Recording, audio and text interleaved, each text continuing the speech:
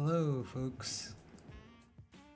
I'm in the process of checking everything, making sure that we are all good. Let's see. Yep. Live here. I think we're also live too.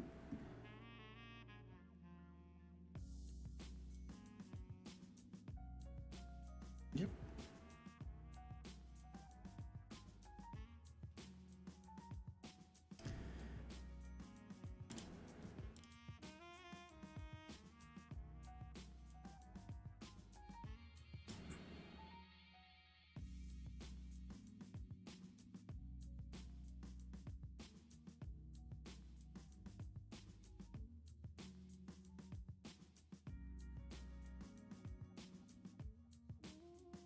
Cool. Looks like everything is working.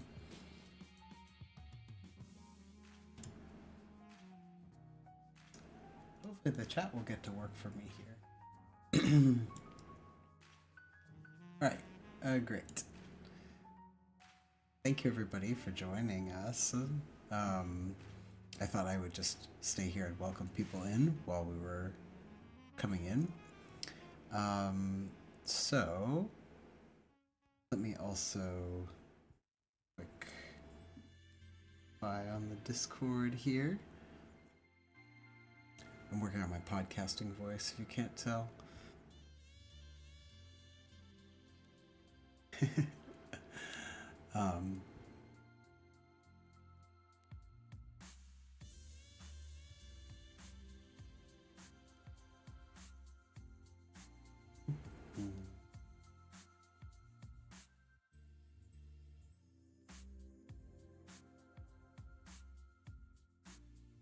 Okay, looks like starting.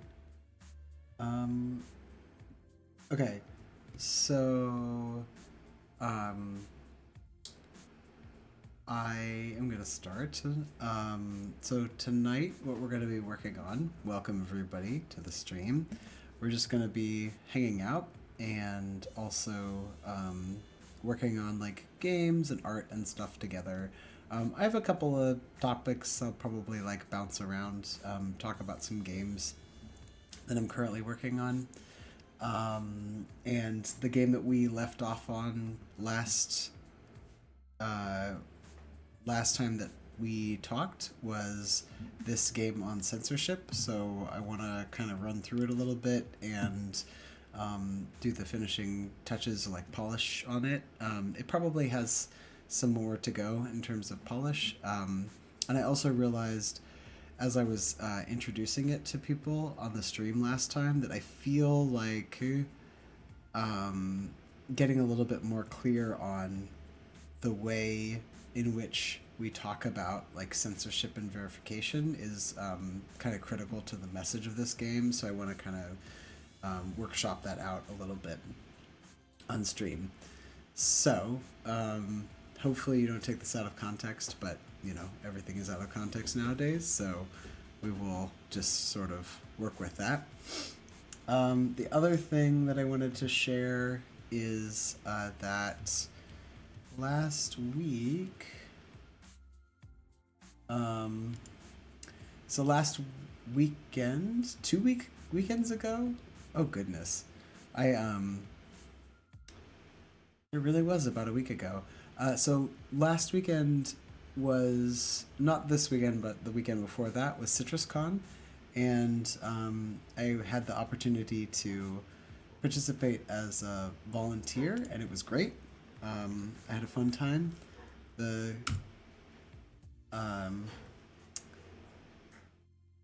is the website for CitrusCon. It ran from February 27th to March 1st, and I volunteer as a screen recorder there. So I set up my OBS and record stuff for people to see later on. So I feel like every year at CitrusCon, like something new and interesting comes up, and recently the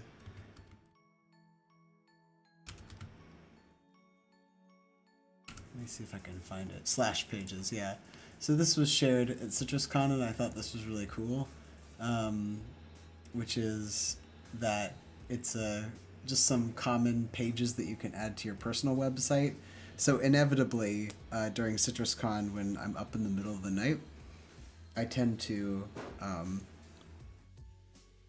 look and see if there's any like fun little updates or edits that I can do to my website.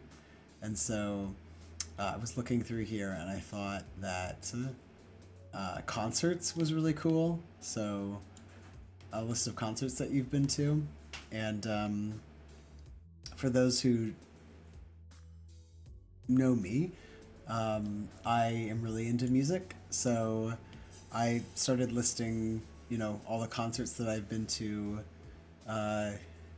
Really, I've probably been to concerts before 2002, but definitely have had the luck to be in places that have like thriving music scenes, and so I've attended some really cool concerts over the year, like Lunacy at the Tokyo Dome. Jacob Collier, I've seen him twice in concert, which was incredible. If y'all don't know who Jacob Collier is, I highly recommend you check him out. His stage presence is really incredible. His music's great, but the way that he works with the audience as like a composer, or does actively composing songs together with like audience sounds, is really incredible. Imogen Heap is the same in that way, so like it's just really interesting. During Gray at Zep Haneda, I got to see the Omori anniversary concert, and Gacked for the first time in my life in 2020, which was crazy because it was right before the pandemic, and it was not common knowledge at the time that crowded spaces were super spreader events. So like I'm pretty sure that concert ended up being an event that was memorable in more ways than one. So that was really fun. So I just wanted to share that because it was just a fun thing that's available, or that you can find on my website now. So I encourage you also to do the same and share it with me, because I think that kind of stuff is really fun. And yeah, try out a Slash concert. Cool. So we're going to jump into this. Actually, hold on one sec.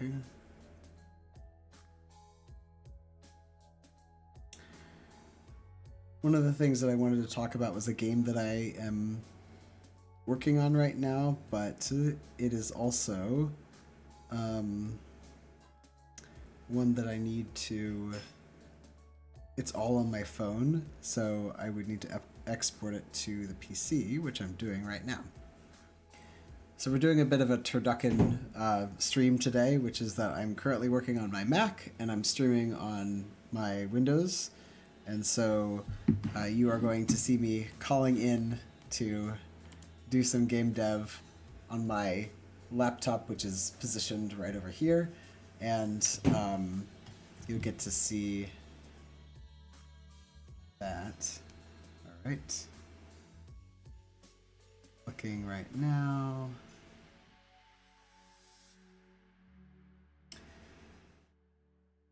Let's see here.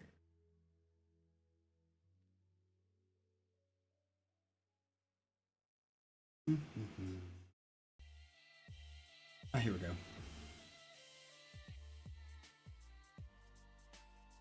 Okay, cool.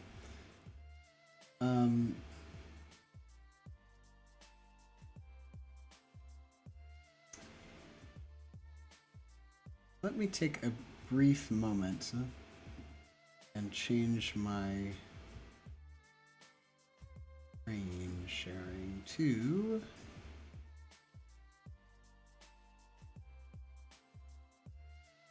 There we go. Okay. People can see this. So this is another game that I've been working on, and it is a game called How to Relax When You're So Burnt Out. I may have mentioned this before, but over the past several years that Studio Terra Nova has been in operation, it's crazy to say that we've been operating since January of 2024, that I have been working a lot and working a lot to do things that are not commonly, the path is not very well worn, let's just say that. And so as somebody who is a co-founder, as somebody who cares a lot about making sure that we're operating with ethical principles, I was doing a lot of work, maybe intensely more work than your typical entrepreneur does when you're setting up a business, and I have ended up burning myself out. So I've probably been burnt out for at least a year now. And so sometime in April, I'm going to take some time off to just kind of like relax and recharge. Admittedly, it has been very difficult to relax, even in the pockets of time that I do have to relax. So after reading Devin Price's book on Laziness Does Not Exist, I think I was quite inspired to make something about rest and about taking rest and how radical it is in a world that is constantly forcing you to go to the next thing, go to the next task.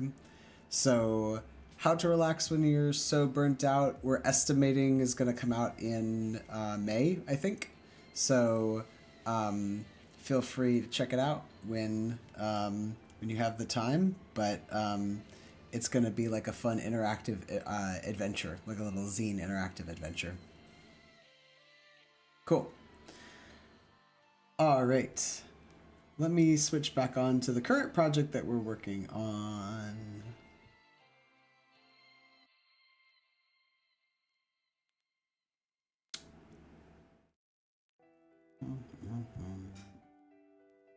Okie dokie. Okay, you can see this. Great. So I've got a lot of really cool cards here. If we go through like, oh, that's right. Gonna have to go to here. Interact. Yes.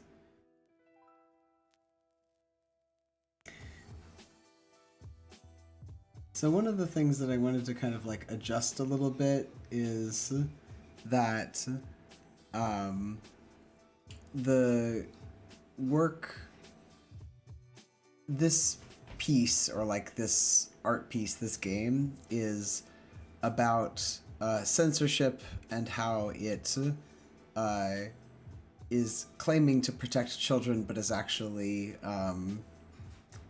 kind of reducing their interaction with things that actually matter and allowing for while not regulating other. I think that's the part that, like, for instance, Matt and I were talking about last stream, is that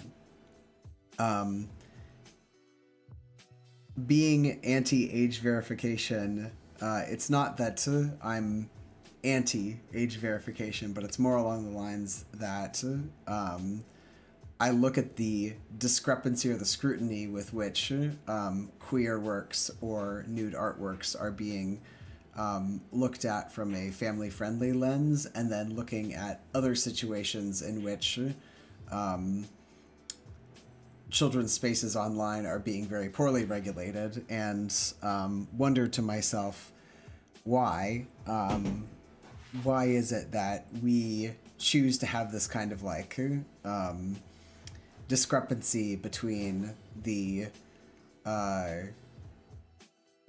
like this mental discrepancy between things that are ostensibly art but have more and more become labeled as pornography, versus things that are actually dangerous for kids and are labeled as, just having a fun time. So like, I understand that like that nuance is something that I'm gonna have to skate in this piece, because just being anti something isn't what this piece is about. It's about pointing out the discrepancy in those two things.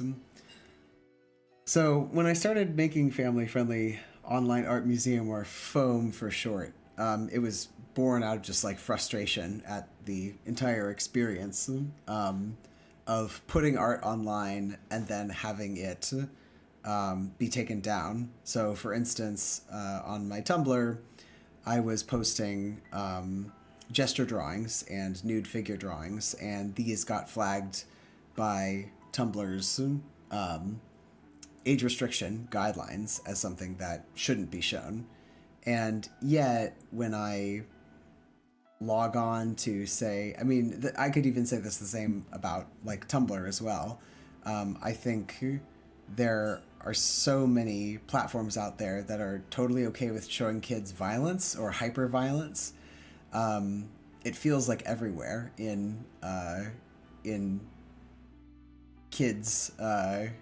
How do I say? Mostly like preteens and like 14s. And it just like really bothers me. It's my personal sort of bugaboo about how I think we should not be. I think we should keep people sensitive to like hyperviolence, because hyperviolence is horrifying and horrific. And when it comes to people's bodies or human bodies, we should have much more like understanding and care that like people's bodies are what they are. Hey, Mabby's has brought me dinner, so we're gonna eat dinner together. Let me know if you have any issues with mouth sounds. I'll try to turn the mic off when I do eat.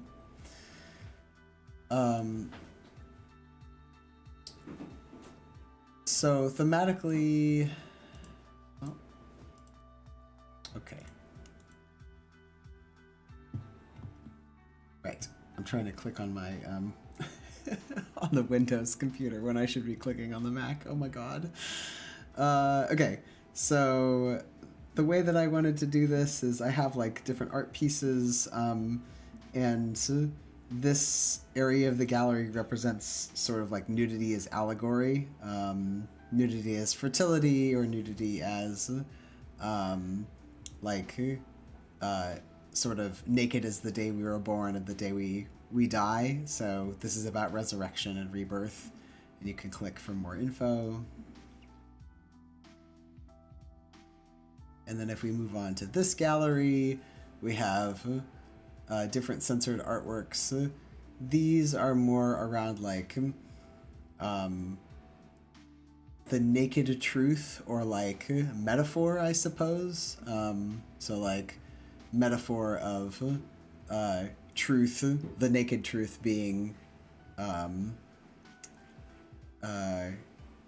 being dead after having been killed by liars and actors, as well as truth coming out of her well-ashamed humanity, and as Matt edited, Georgia O'Keeffe's Light of Iris, which I feel like is a very sort of like queer work. Metaphorically, it's a flower, but also knowing Georgia O'Keeffe's work, a lot of it has a lot of similarities with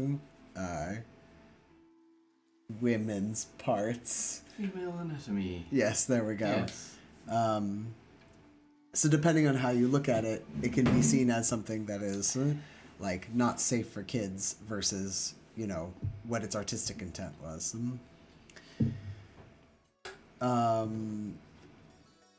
Right. So to the point of like, this is Pablo Picasso's Guernica, and this shows an aftermath of a bombing of a city in Spain in 1937. And this was kind of the first experiment from many experiments that ended up killing many people. And the nudity in here is censored, but not the expressions of agony. And so if you turn off the lights and click back into Guernica, you'll see that there's new text here. Why are their bare chests censored but their screams of agony are not? Very spoopy.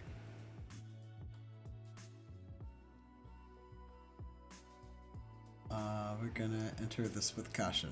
Okay. And then this room is about just naked people. Like, as in, there's nothing in particular about them that is like allegorical or metaphorical. They're just literal naked people.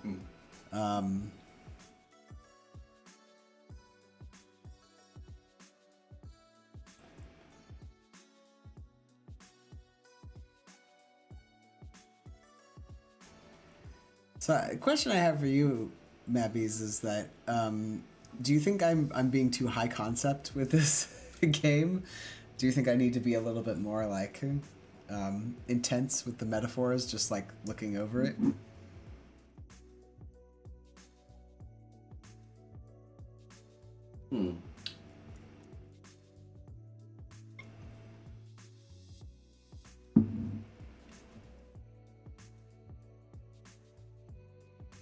It's a good question. I think it holds up. I think generally the point is to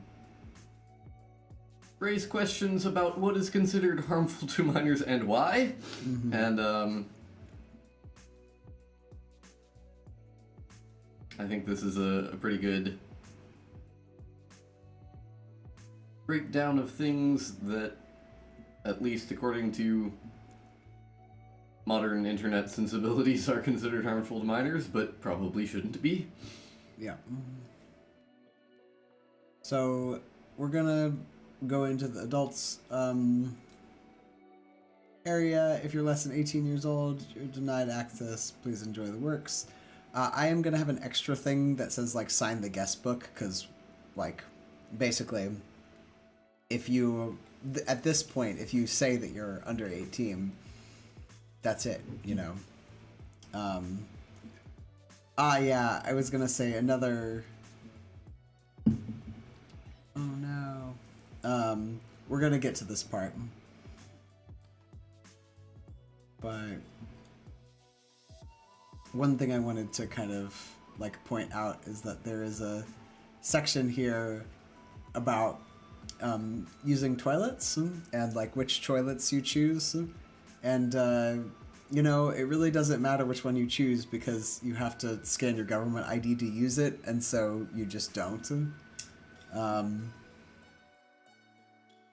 And even if you say you really have to pee, you gotta select a sex before you can pee. It's important. And then don't use the toilets. Yeah, thanks for serving the family-friendly toilets. This is another just sort of jab at, like, this is something that's considered family-friendly in this, era. So, yes. I like that. I think it's a good jab at not just,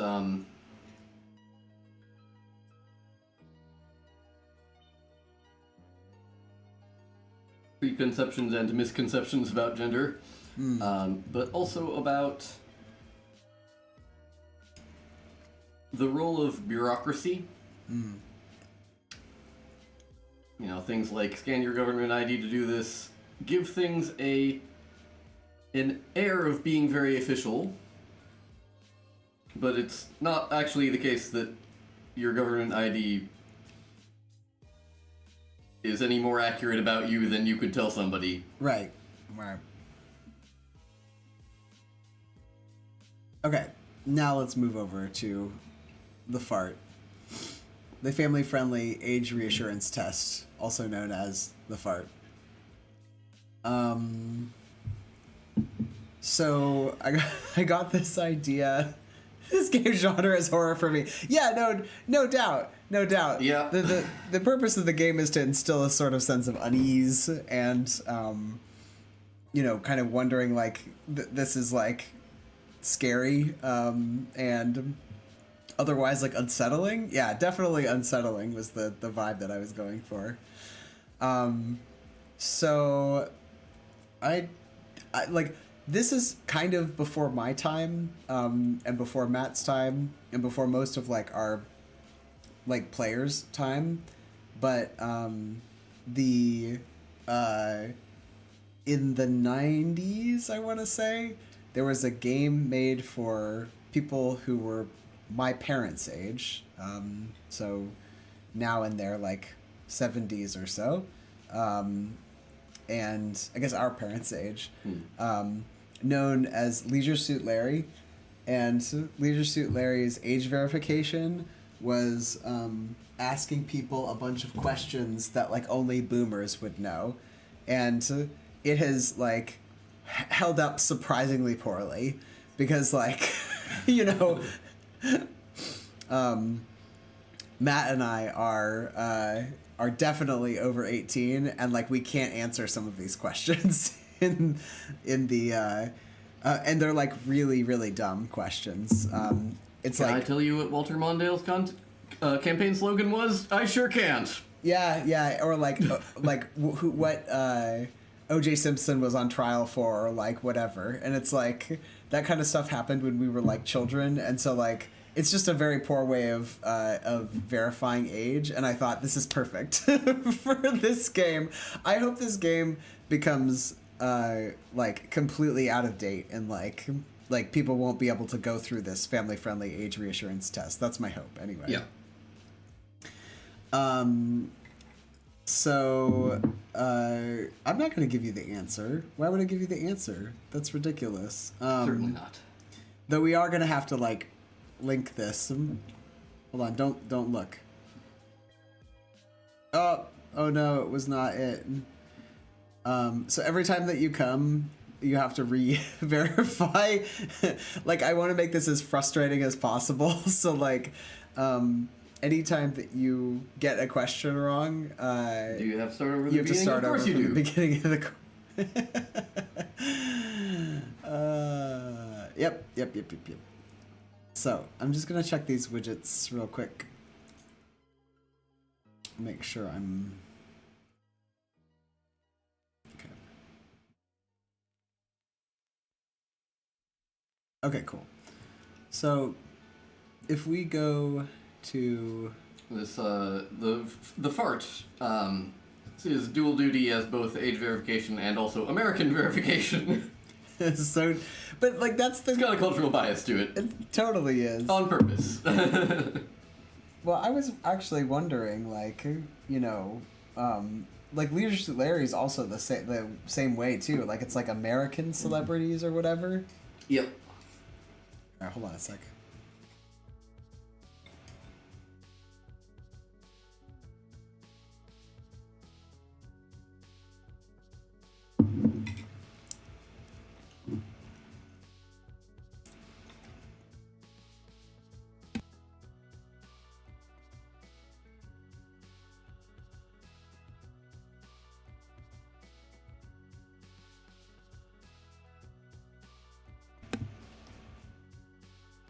Who of the following is not a Tumblr sexy man?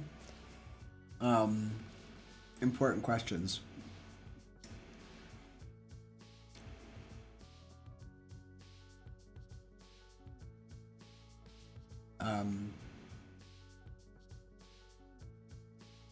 Obviously.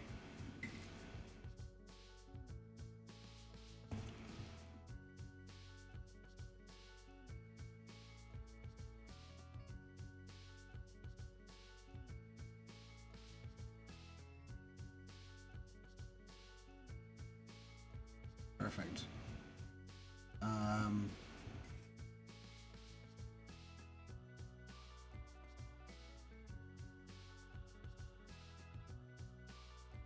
Okay, cool.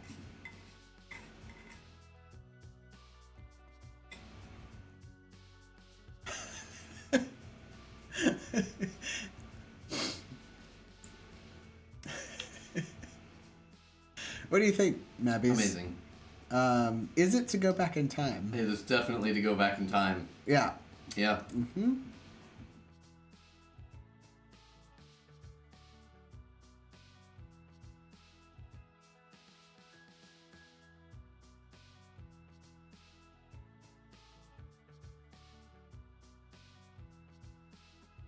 Ooh, not that one.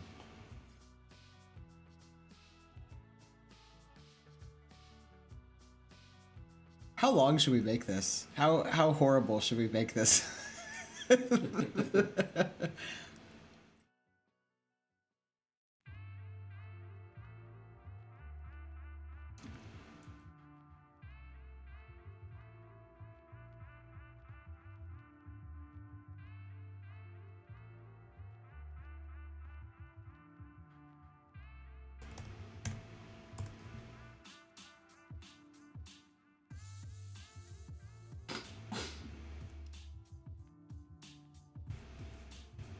You think 10 questions? I feel like I think we're gonna do at least 10. Yeah. 10 seems like good Okay. scope. Okay. Okay. And then we're gonna.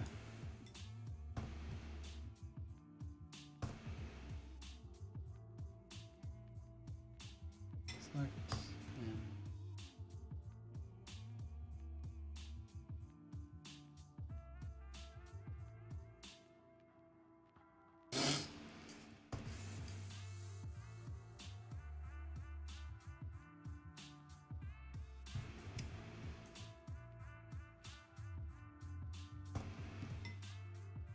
Perfect.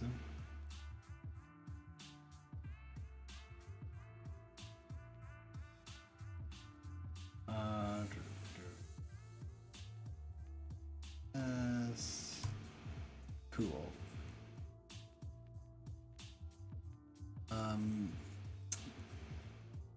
Yes.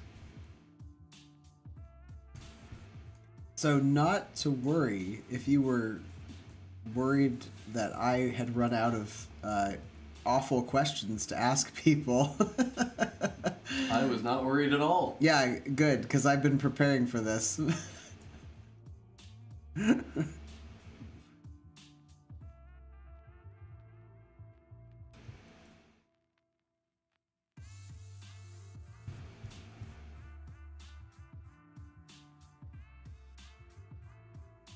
Cool. So typically what we do, or like you may have noticed that I like locked and unlocked something really quick. So the locked widgets are ones that people can't actively type text into. A lot of Decker's widgets are like interactable, which is really cool. But if we don't want them to like type anything into our widgets, we want to lock them. So what I just did was unlock something so that I could copy it and then relock it.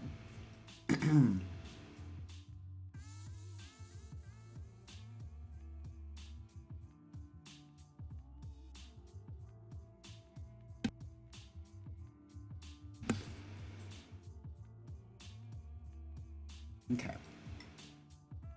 Let's see here.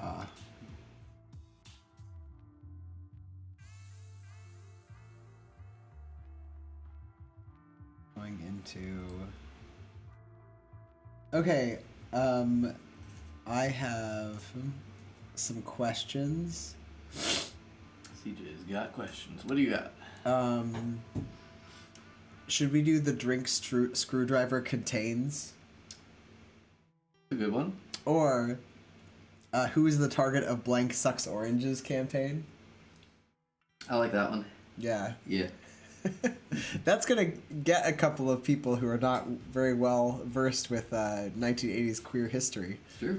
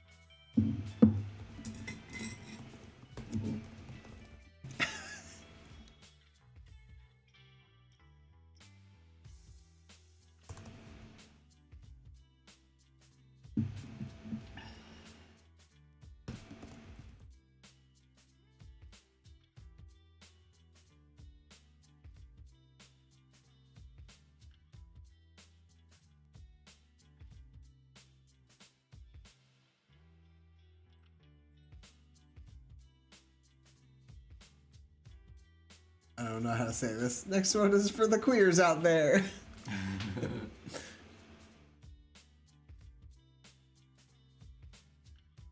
No, maybe we shouldn't give them a hint.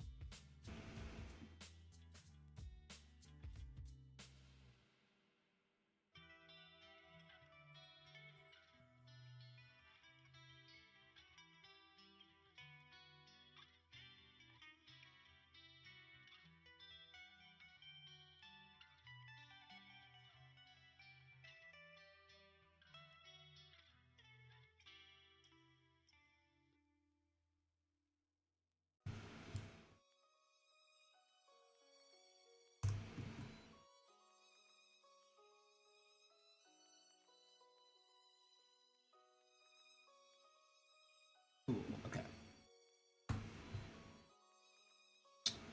So here's that we have.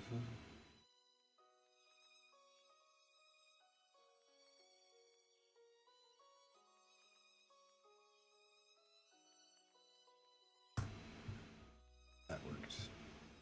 Just noticing that our. Oh, good. Yeah.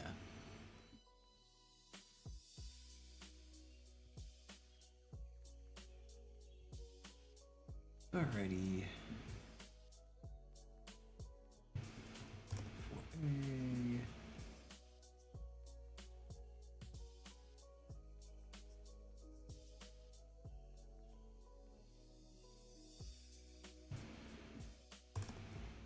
4A. Wonder if anybody knows the answer to this once we get all the questions up.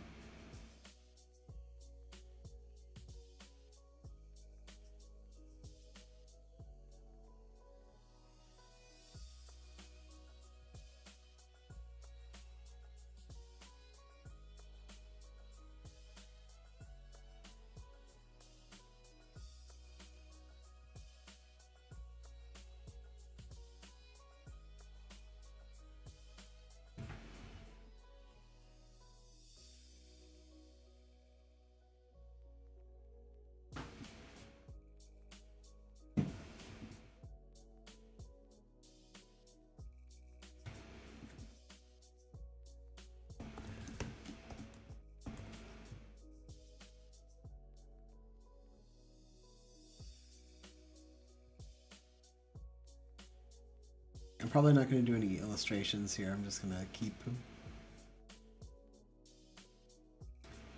All right. So, Mabbies, do you know this one? I do know this one. Well, don't say it on stream. Okay. You let other people guess.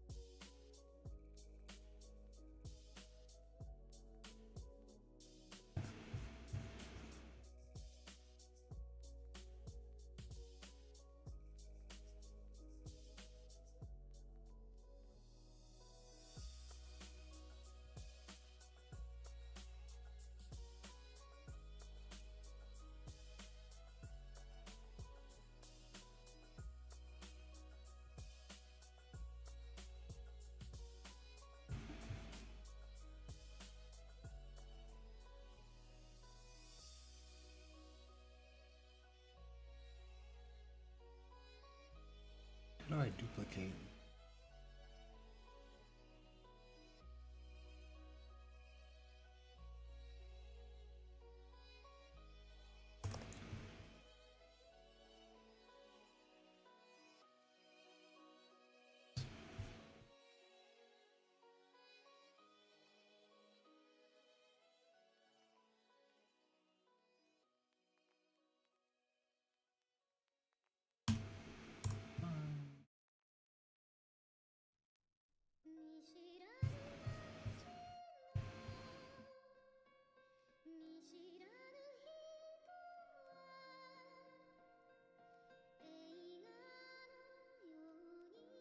The right answer is...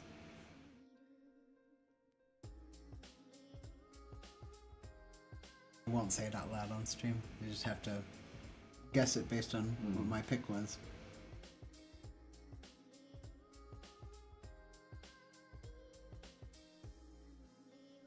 Alright. Now. Okay. So... here are some of the questions that I have that have not been used. What year did the song Creep by Radiohead come out? What was not a movie John Waters directed? Which of the following is the size of a floppy disk? O.J. Simpson is... Why should you avoid the Noid? The drinkster screwdriver contains... And what was the first operating system that you used? Okay. So, how are you feeling about those questions, Mabbies? And are there any questions that you think would be funny to put in? I'm gonna say, if you want to ask about, and I don't know, I'm gonna lightly hint at an answer here, I guess. But if you're gonna ask about how to make a screwdriver, you gotta put that one before the Sucks Oranges question. True. That's my thing anyway. Can we have a question that's so Gen Alpha getting it right will ultimately fail you? I love that. Have you ever played Roblox? The correct answer is no. Have you ever played Roblox? I think that's just because a very Gen Alpha question. We were listening to something on Roblox this morning, Matt. That is true. But that is also, I think, a pretty... I don't know, age cutoff kind of a question. Do I need to Google things Gen Alpha are into? That's actually kind of a sad Google for me. Yeah.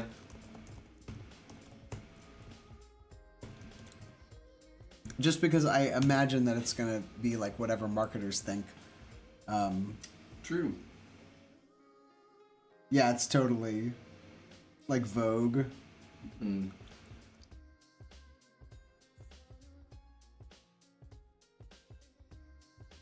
How do they interact with brands? Tell me, Teen Vogue.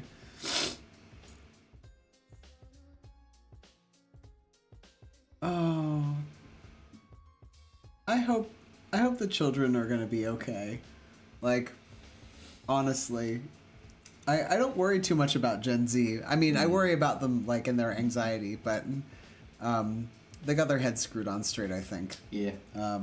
Most Gen Z folks that I know. But then again, you know, I've met some kids that are Gen Alpha that, like, their parents are rocking and, like... Because, like, let's be real. I mean, the folks who are Gen Alpha, their parents are millennials, which is our generation. That's pretty much true, So, yeah. like... anything that we could say that would be like, oh, Gen Alpha this, I mean, it's basically a slam to our own generation because we're raising them. Yeah.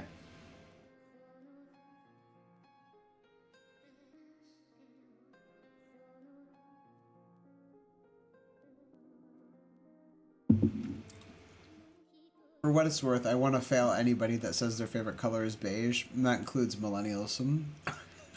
Yeah.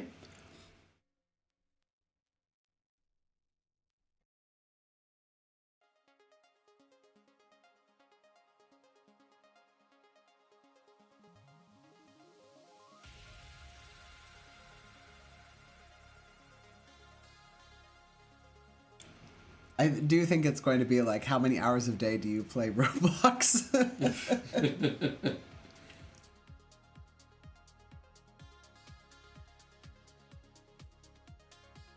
Oh no, they spent less time outside.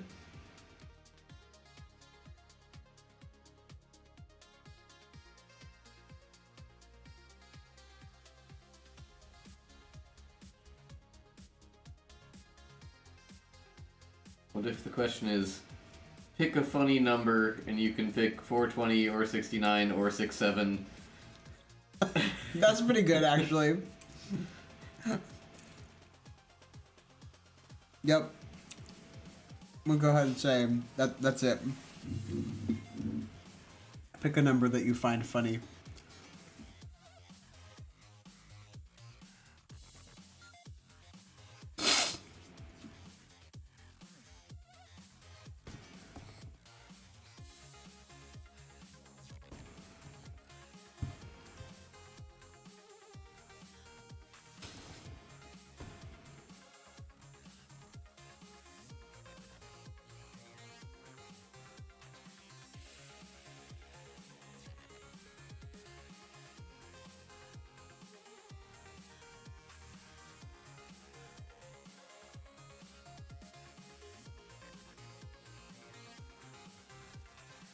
What were screwdrivers called in Anita Bryant's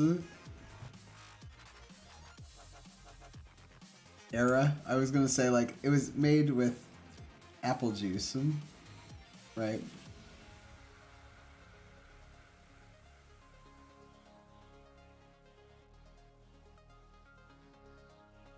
Gosh.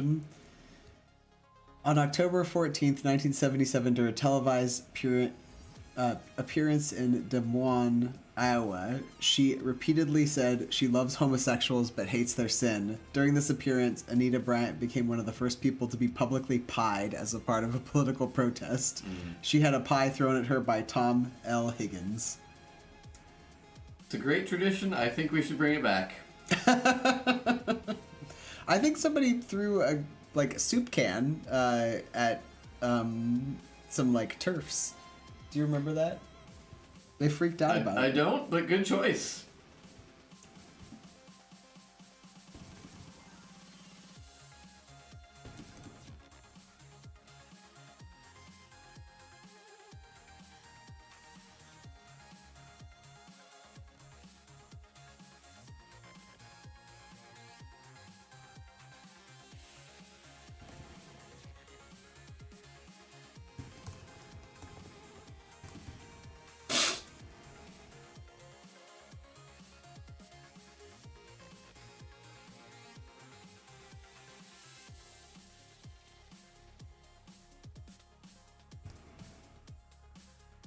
Wait, should it be like the numbers, or it should be like 420 as in?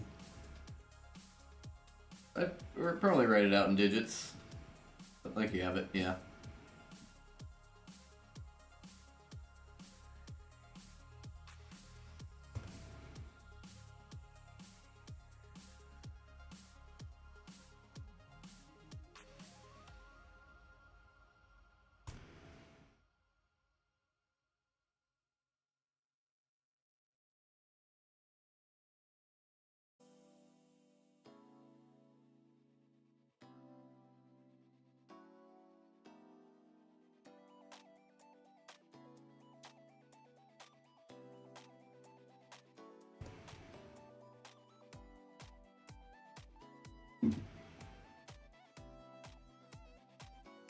Alright, what's another good funny number? Or not funny number.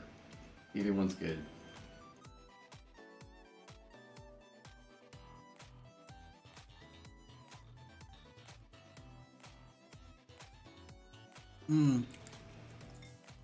I got one.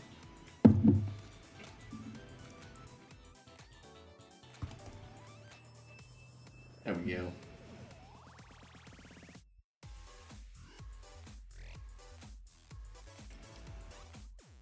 Oh, 24. Yeah. 24. Wait. 24? 48? 42? 42. Sure.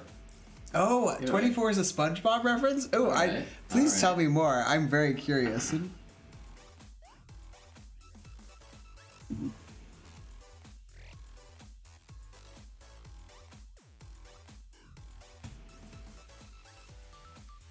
Hold on. Ah. Oh, that is good. I just saw the hey Patrick, I just thought of something funnier than 24. 25. Should we put like 24 ... or 25? Yeah.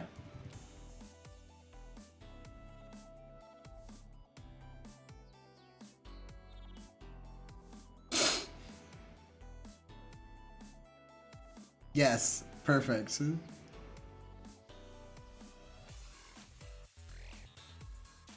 Great, thank you. That's exactly what I wanted.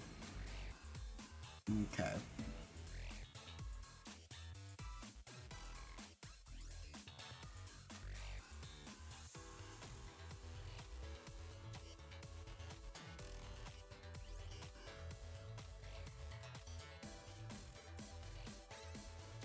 Into the hallway you go.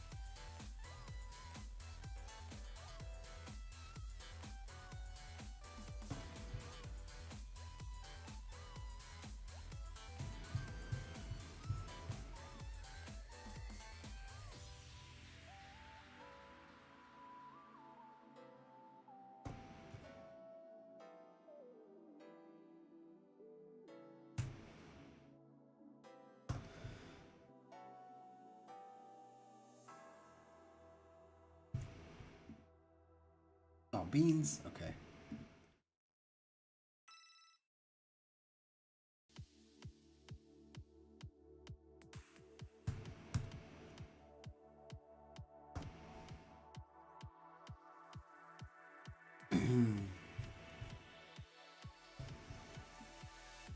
Perfect. Tool widgets. Lock this widget. Actually, wait. Before we do, lock this widget.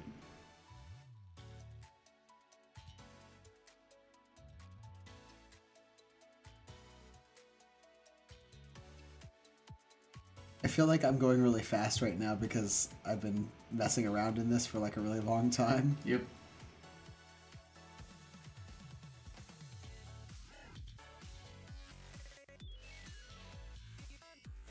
Alright, cool. Perfect. Perfect, perfect. You know, SpongeBob was like kind of like right at the cusp of like where I started to age out of Nickelodeon stuff. I think that's just because like, you know, I'm don't tell anyone, but I'm a bit of an elder millennial.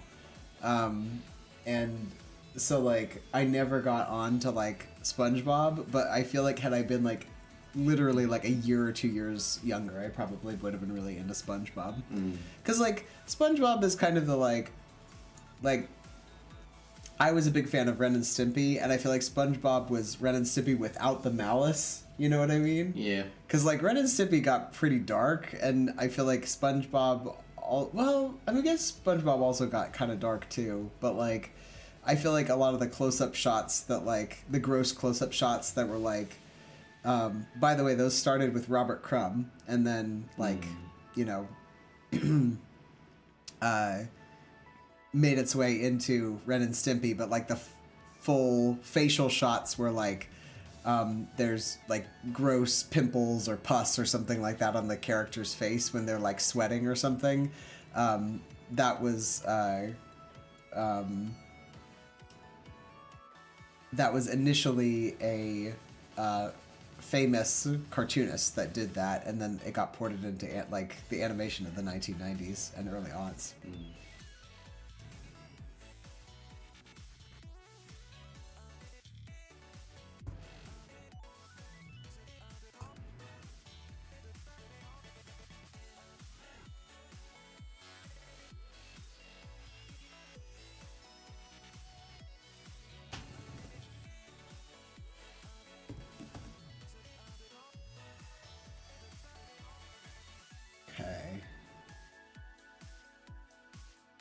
Okay, I think maybe an alcoholic drink that's not a screwdriver.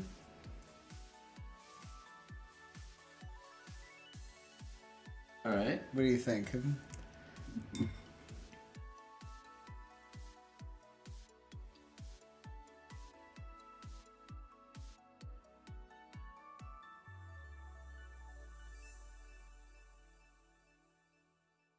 So, Moscow Mule, Dark and Stormy.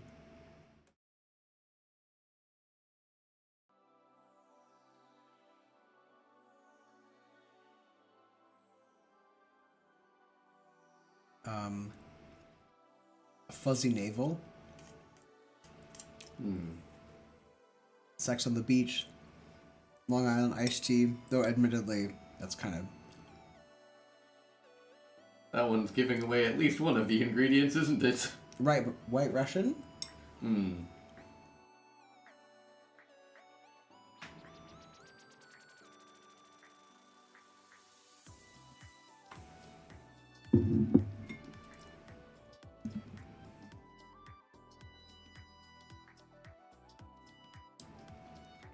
I'm just listing out drinks. Yeah. Martini. We could do a James Bond reference. That's good. Yeah. I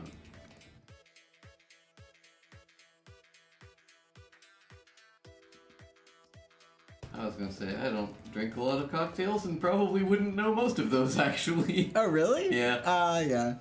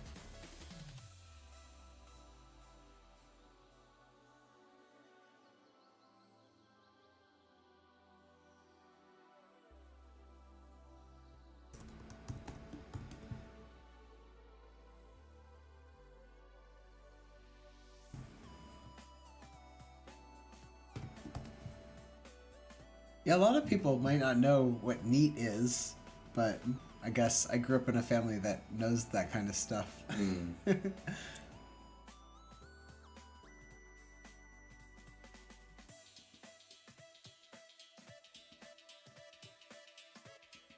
Alright.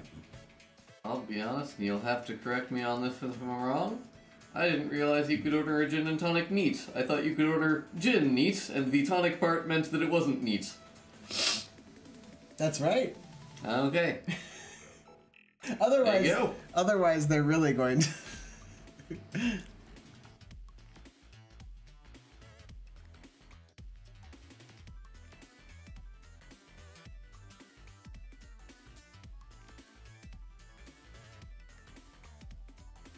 We'll do gin neat.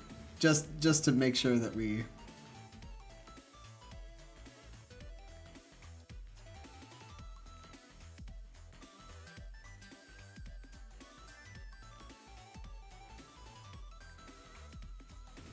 Oh, did we... Can I put in a word for Scotch whiskey neat? Oh, we can.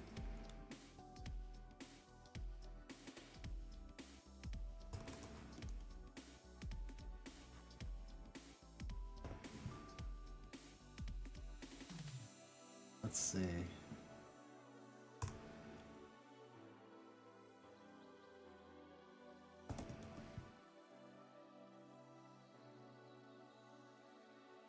There we go.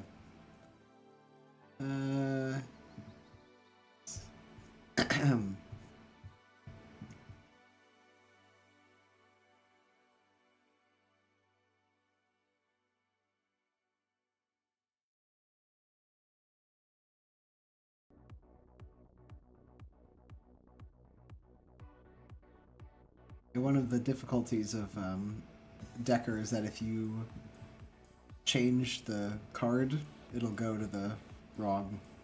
Like if you change the name of the card, it'll go to that card name, and it won't update it. So that's just a thing you gotta watch out for, just in case.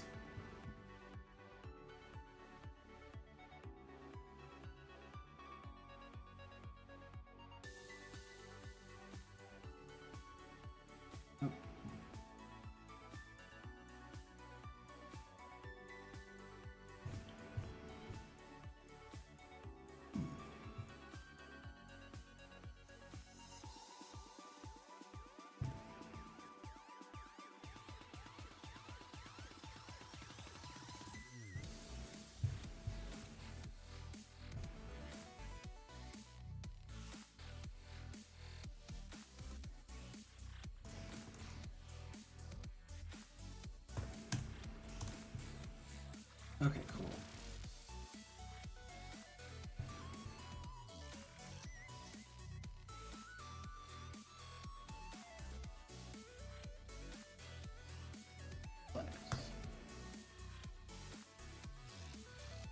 Gotta be a better way of duplicating cards than this, so maybe?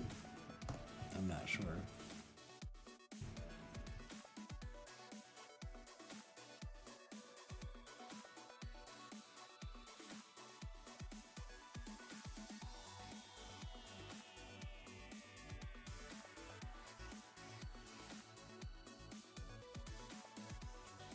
Okay, so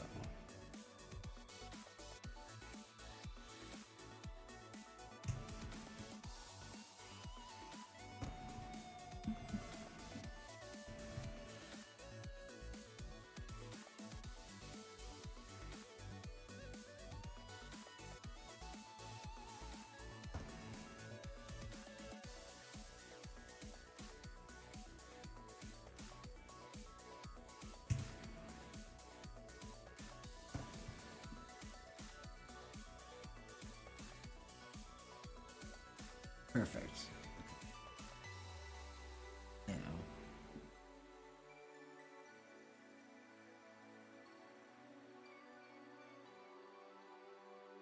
Widgets.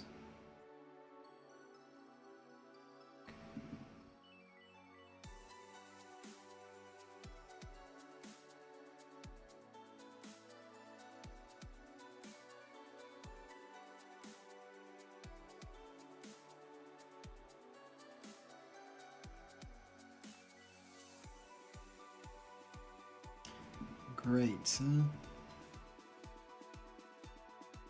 Okay, let's see.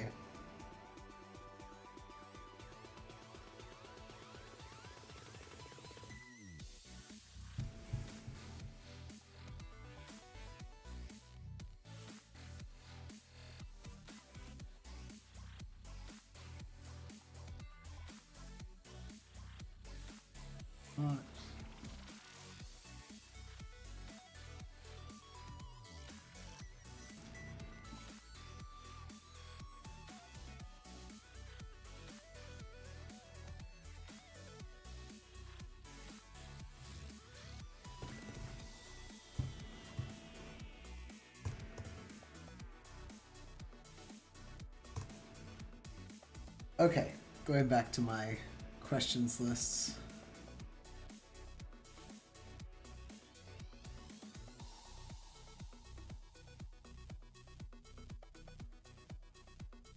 I was gonna show you the leadership Larry questions, Matt, because they're pretty funny.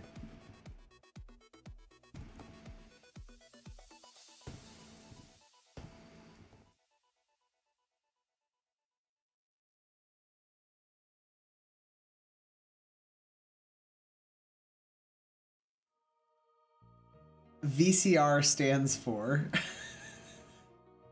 Very confusing record, visual cartridge recording, very complete record, or video cassette recorder. Uh-huh. It's video cassette recorder, isn't it? It is. Alright, good, good. The East Coast is home of the Mets, a country where people talk funny, or adjacent to Texas. I think it's where people talk funny, and I'm not changing my answer on that one. I assume they want home of the Mets, though. Mm-hmm. Mm-hmm. The world is flat, spherical, a big place, or near Fresno. Spherical or a big place, I think. They gonna tell me the world's not a big place? I think the world's a big place. Lingerie is sexy, a kind of car, a French food, or edible.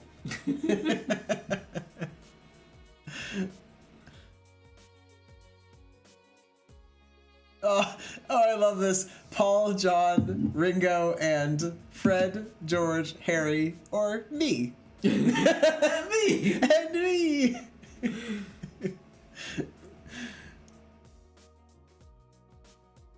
Oh my goodness. Yeah, here's a great one and a sad one. Thomas Eagleton was dropped from the 1972 Democratic National ticket when knowledge of his previous blank treatments became known. This is a sad one. Yeah. And I didn't know about this except for... Through here, through right? Leadership Larry. Yeah. The skin, screen, shock, or scalp. Yeah, electroconvulsive therapy. Because he was previously depressed, and Yes. they argued that in 1972 that somebody who was depressed could not lawfully govern a country. Which when Gen Z starts coming up of age, they're going to declare that anybody who's never been depressed is too privileged and out of it to properly govern, I think. Well, I was gonna say, I think I'm pretty sure that that's not the case anymore. It was definitely like a public opinion in the 1970s that like depression was something that was very, Yeah.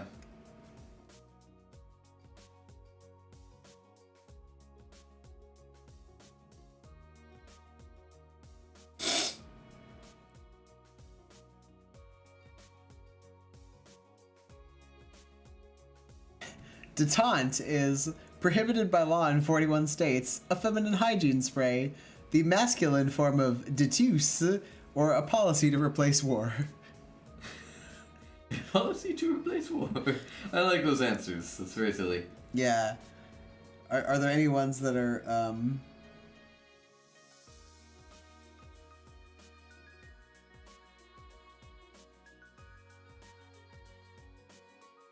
Oh god, some of these are really gross. Like stuff about syphilis.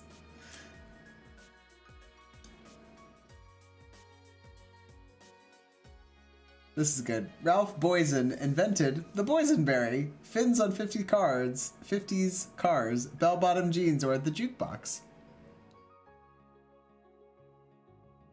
I don't actually know. The boysenberry. Boysenberry. Ralph Boysen invented the boysenberry. Alright, I mean, that makes sense. I feel like saying that you invented a berry is a little weird, but... He did. He invented it. He said, Barry, I found you. And then he found it.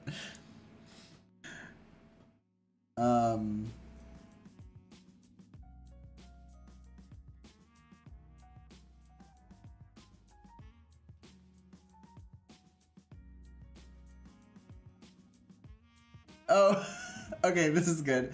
If you arrived at a party wearing your birthday suit, you would make many new friends, be thrown out, fit right in, or it depends on the party.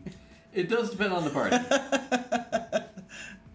That might actually be a good question. What do you think? I feel like that's like towards the end, though. Yeah. Not necessarily number 7.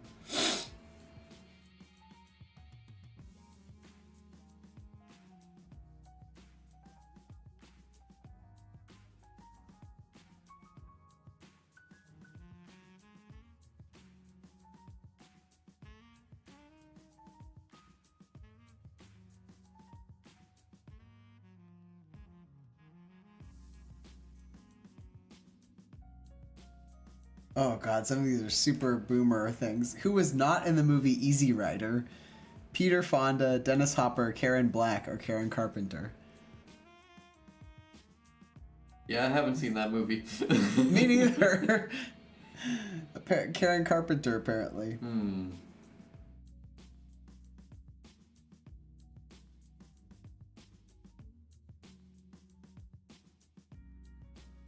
Oh no. This one is where all the answers are correct.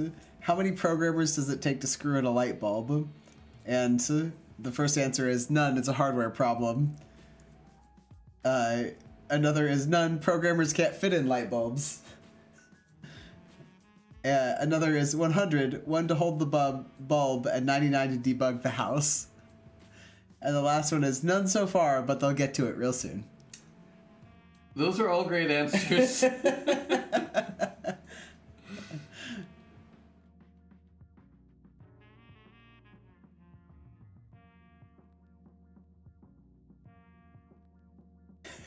I would like to nominate as an answer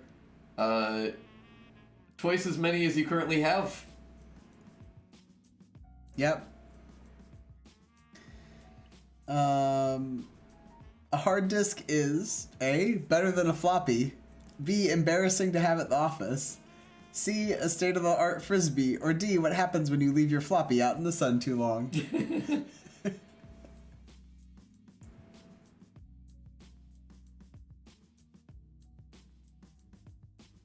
We do have to include the floppy disk question, I think. Not that one, but the... Oh, yeah. You know what? Let's do that one for number 7 then. Alright.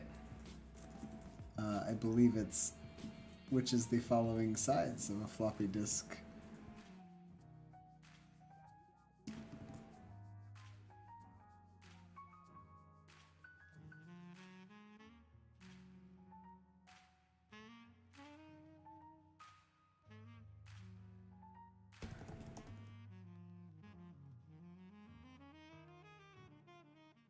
Wait, what's this in metric? Was the floppy disk ever measured in metric? No, I don't think so.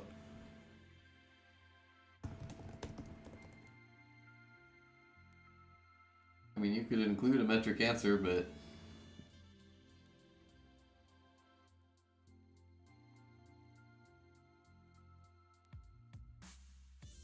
Brutal. From 1995 to 2001, floppy disk sales declined from 5 billion to 1.4 billion.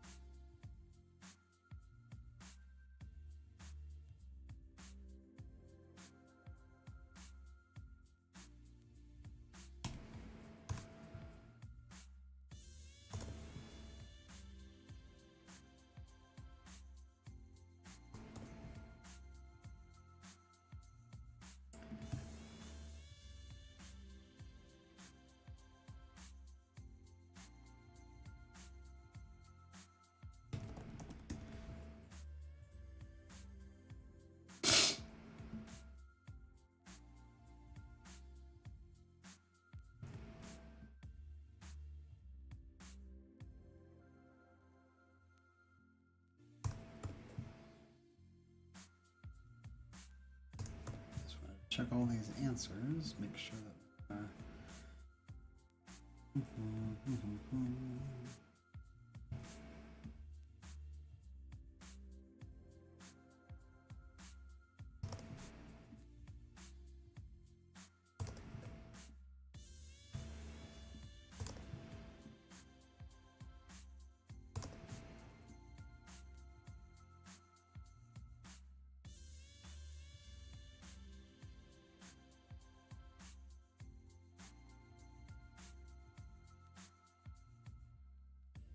perfect.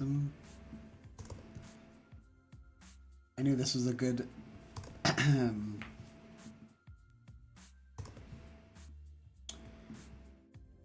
good thing to do on stream. All right.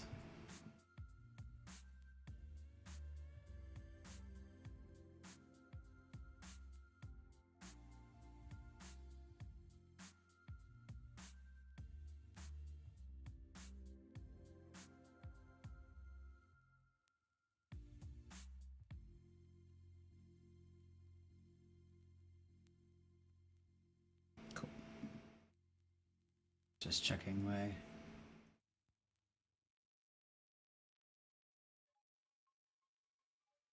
All right.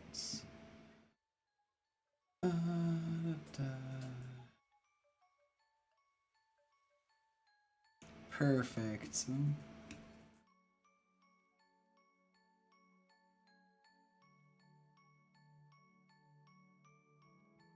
Question I have.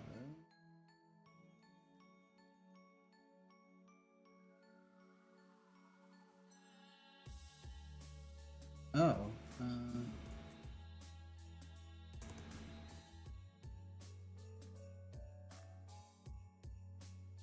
You do not need this.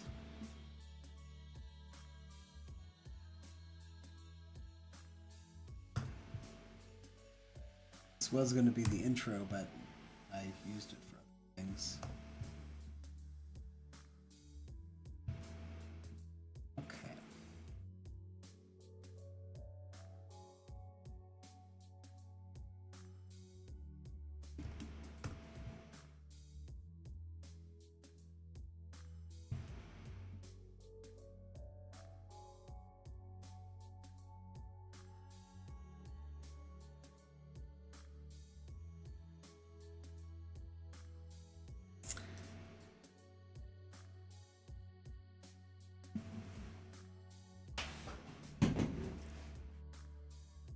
Okay, and I think that the like very last one should just be like, show me the dang picture already or something like that, because it's like, congratulations, you passed our verification.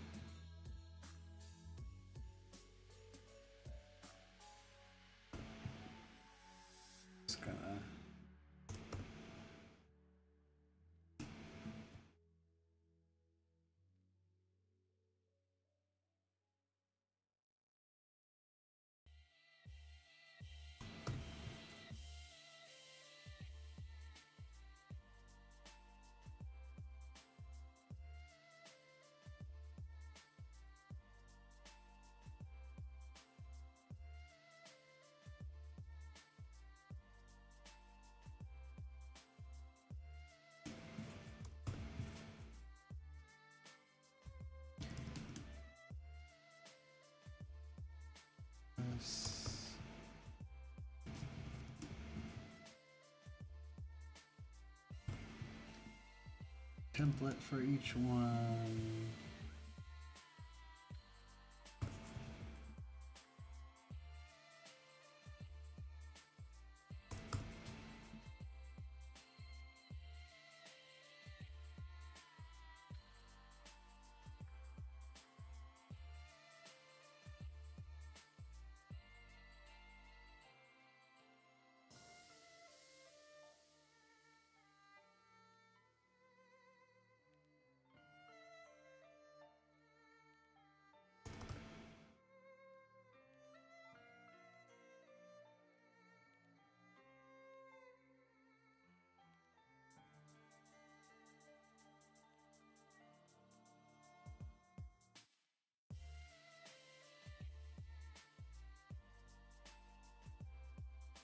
Oh yeah, we wanted the last one to be about the birthday suit, right? Yeah.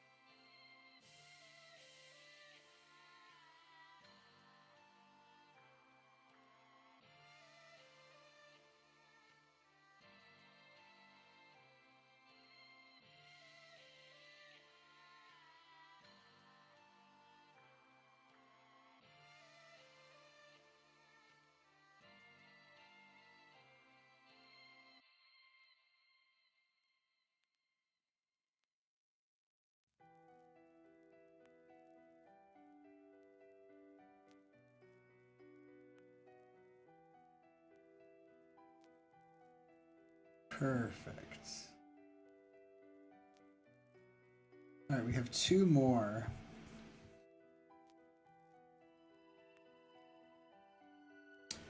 Hmm.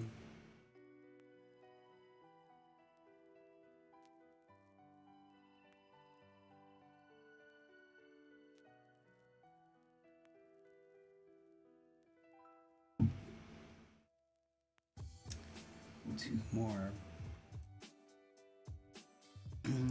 Okay, so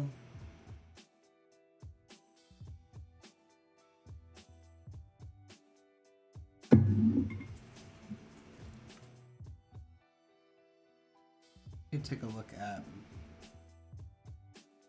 cards here.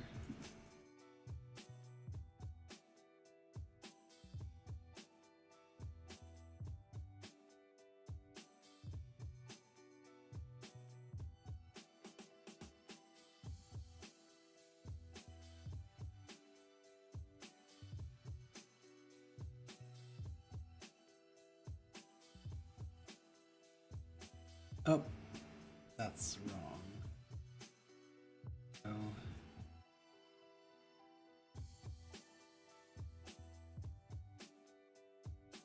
No.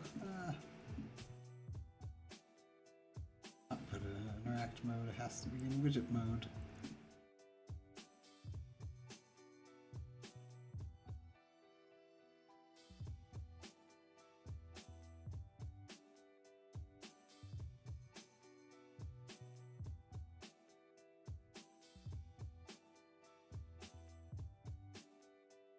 Okay. Then,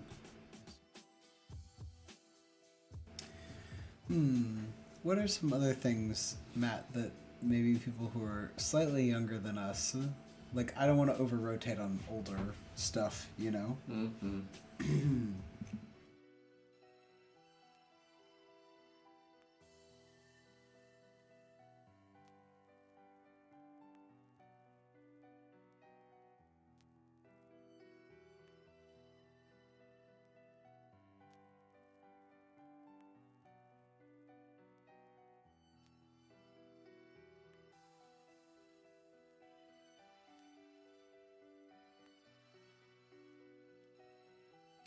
Do another picture question. Yeah. I think a funny one would be bunny ear antennas on top of a TV set. Just like, what is this? That's not something. I mean, you and I can answer that, but Yeah. I think. Let's see, what would be something that would be good for like.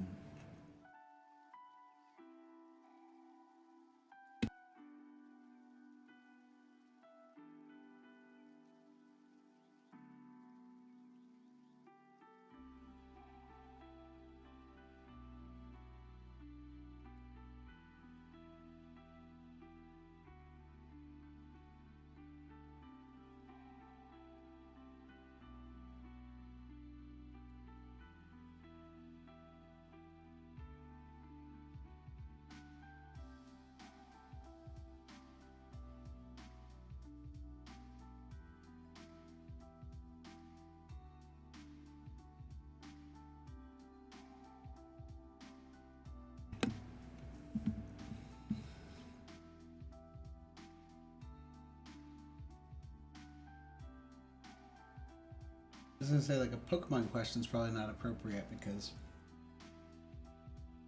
young kids also play Pokemon. Yeah. We could do another one where it's like, how do I say? You pick, like, there's only one wrong answer, and the rest of the ones that you pick are. Yeah.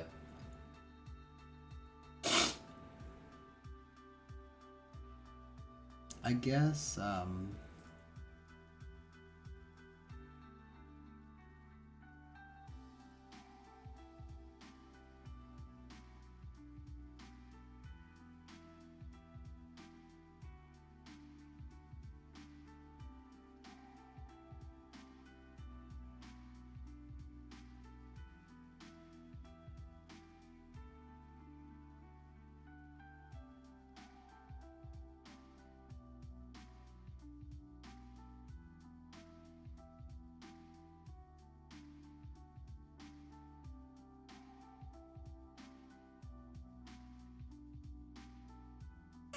we could do something like, do you know what Riz is? And then, like, some of the things are like, unfortunately, or like, what? And then one that's just like, Rizzle my dizzles.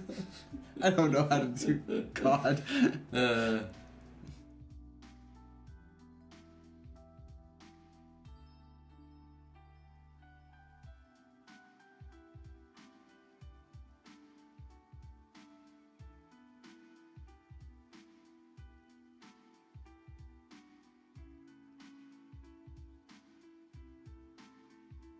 Yeah, anyone older than Gen Alpha should never use it themselves because that would be big yikes. It would be big yikes. Yeah. Now that's something that, like, we already know.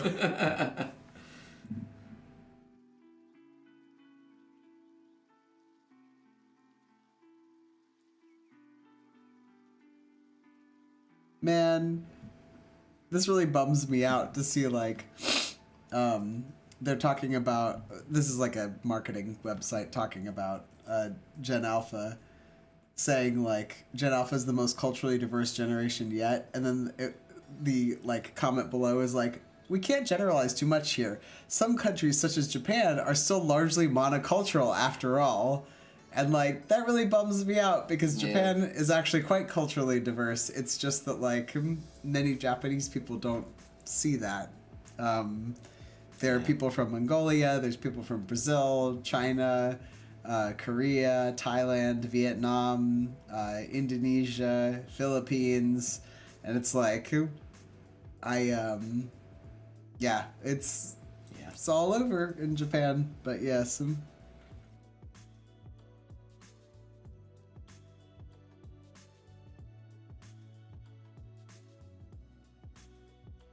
Oh, I got one. So I think that we should do one that's like, uh, your best friend has like requested you, you know, something kind of expensive for her birthday. Okay. What is it? And the wrong answer is a Stanley Cup.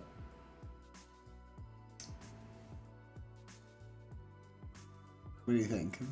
I like that.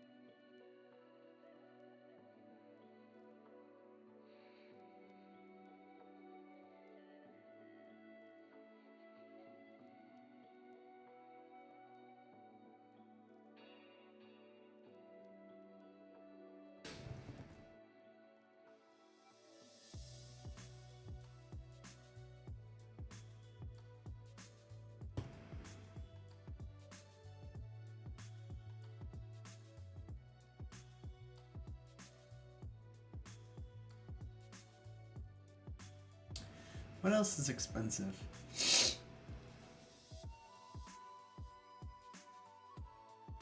A GoFundMe for rent. Oh, jeez.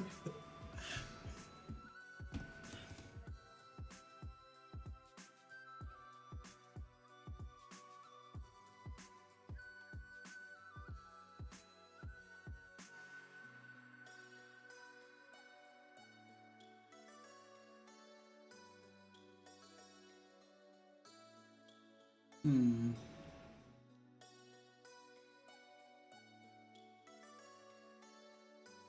I feel like I've covered the boomer generation with like a gold bracelet. Yeah, What about us? We killed the diamond industry, so. we did. Good riddance. All your spicy takes here on our channel. Yep. Now, what's an expensive thing for millennials? I'm just saying, if your industry is propped up by literal slave labor, maybe it shouldn't exist. Based and spicy. How could you be so controversial and yet so brave? Yes, indeed. All my spicy takes.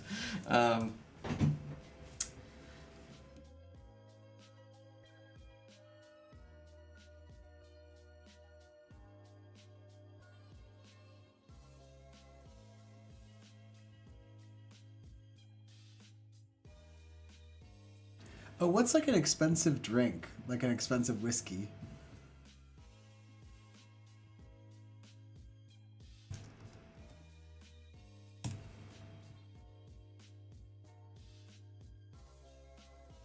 Wow, Yamazaki 55-year-old.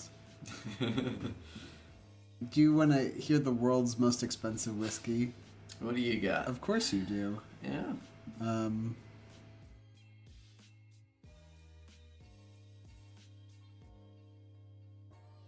Emerald Isle.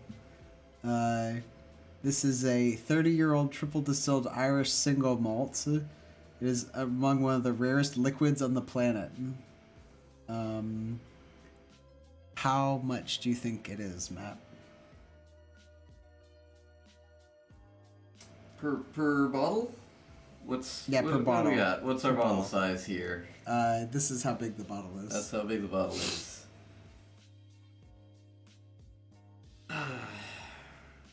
More or less than 10 grand. I bet we're more than 10 grand. More than here. 10 grand. Yeah. I'm gonna say 100 grand. $2.7 million. 2.7 million. Okay. We're off by a factor of 100 about there, but Yep. but I guess a factor of 10 or 20.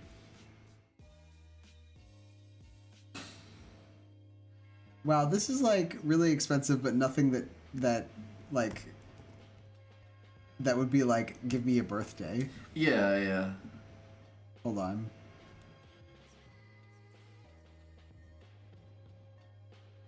It is wild. Yamazaki 55-year-old single malt whiskey is 737,000 USD.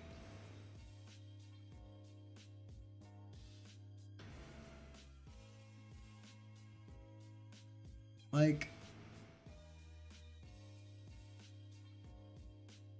I don't know. Do you feel like we've overused the alcohol references? I kind of feel like we have. we've only done one. We only done one? Yeah, right? We only did James Bond. I guess so. The Anita Bryant one was indirect reference. Yep.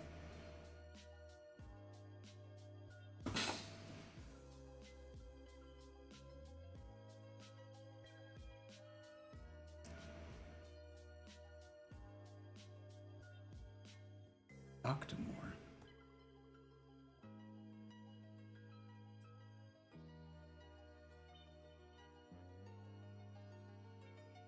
Oh, nice. Please enter your birth year.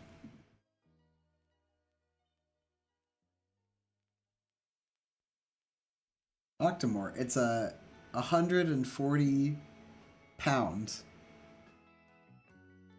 Like, it's 140 pounds. All right.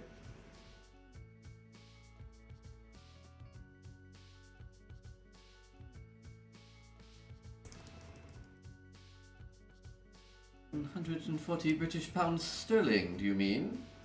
Yeah, yes. Okay. Yes.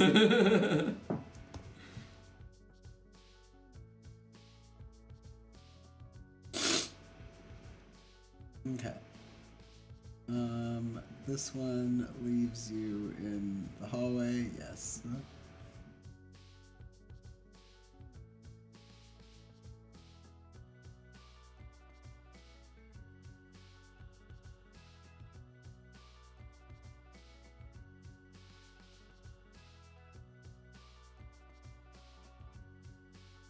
All right. We are at our last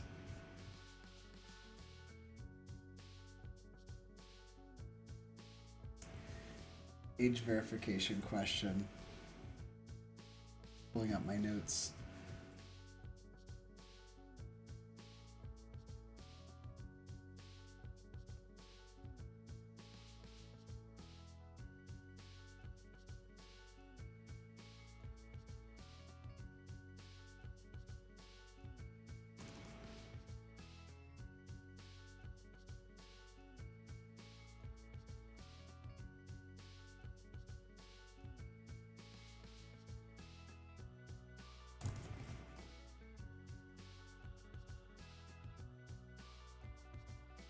Let's see.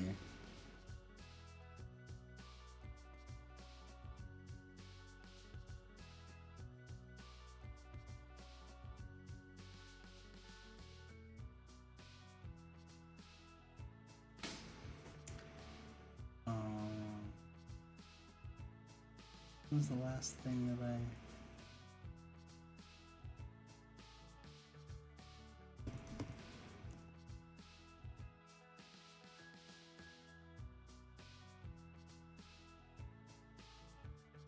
I think we should definitely do who is this a picture of, and I gotta figure out Who would you like to do a picture of for this age verification?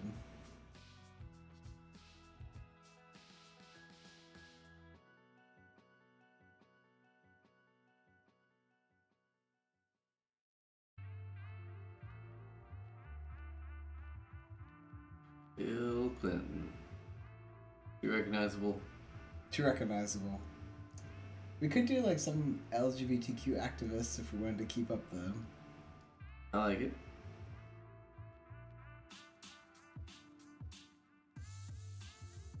Octavia, well, I'll say Octavia Butler. Mm-hmm.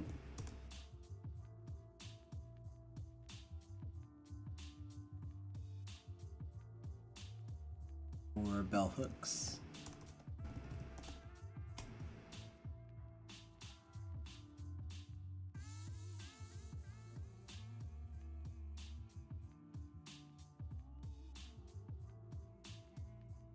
I'm gonna suggest John Waters, because you said you were gonna do a John Waters question. We haven't had one yet. That's true, I do love a good John Waters. Oh my goodness, I didn't realize Bell Hooks passed away. Really? I didn't know that. That's sad. Yeah.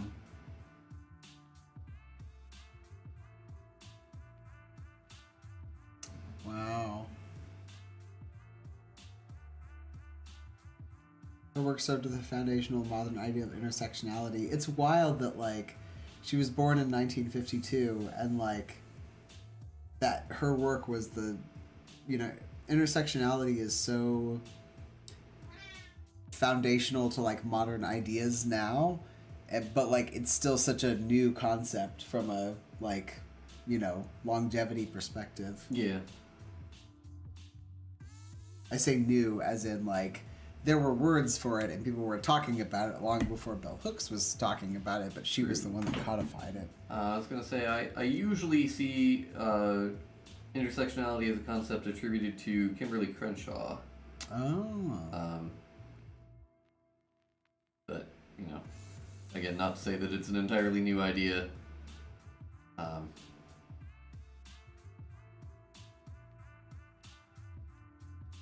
Just that it's sort of more new in terms of entering the lexicon.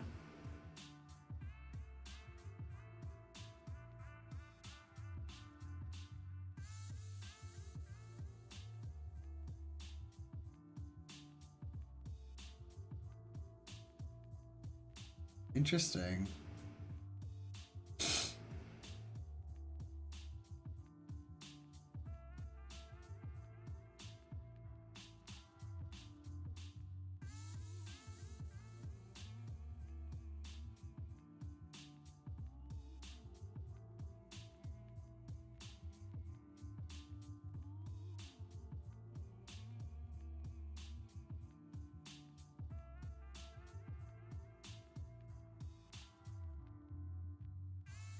I bring up John Waters in particular because he seems like the kind of guy who would enjoy a good fart.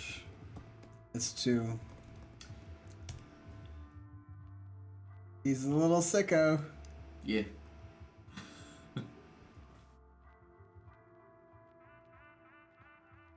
Let's see. What would be a good...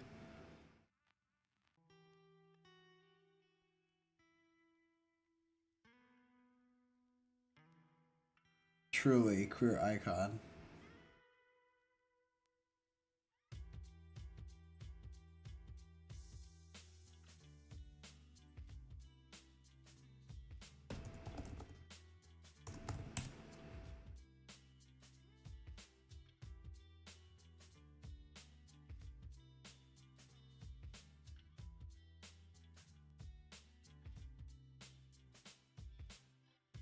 God, can you believe he's kept his style for so many years? It's just wild to me.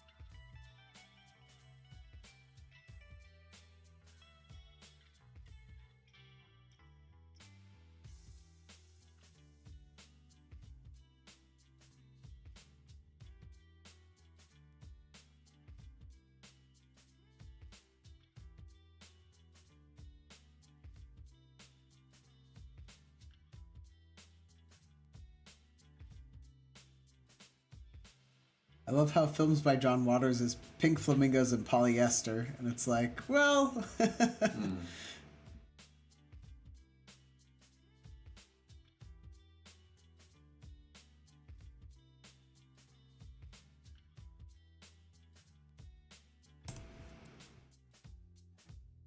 I personally am a fan of. Ah, this is a good one.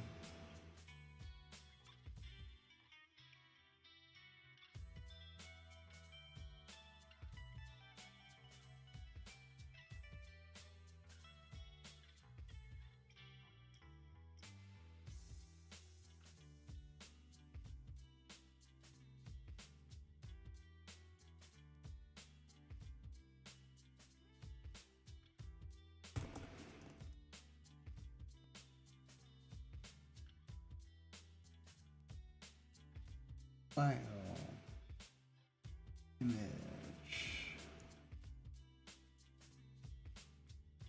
I'm so sorry you get to see my horrible desktop. Please. Don't hurt me.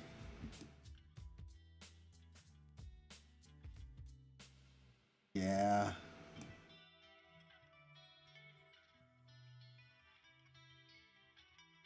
I wonder if I can make this like...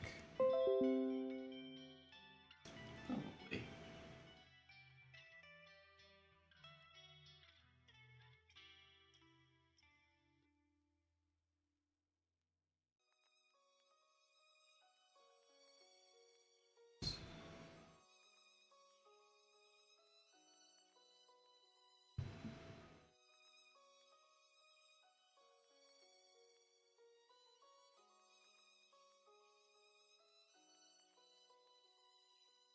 Kata has joined us. Hello, Kata. We are back doing some more FFOAM, family-friendly online art museum.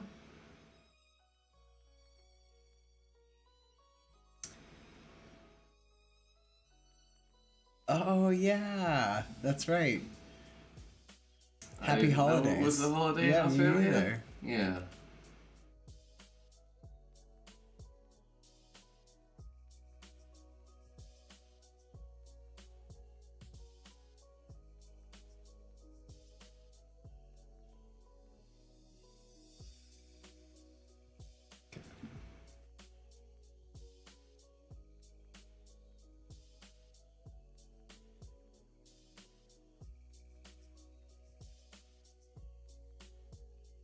All right, give me some answers, Mabbies. Who is this? Give me some guesses. Nathan Lane.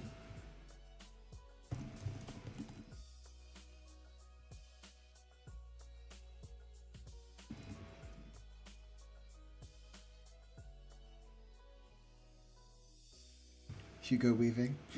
Yeah. Anderson Cooper. Wrong answers only.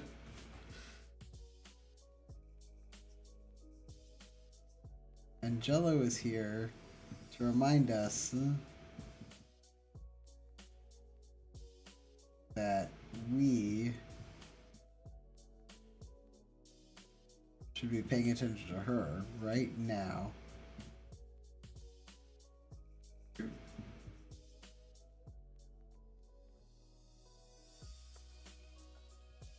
You should be paying attention to her, but not picking her up. That's absolutely incorrect.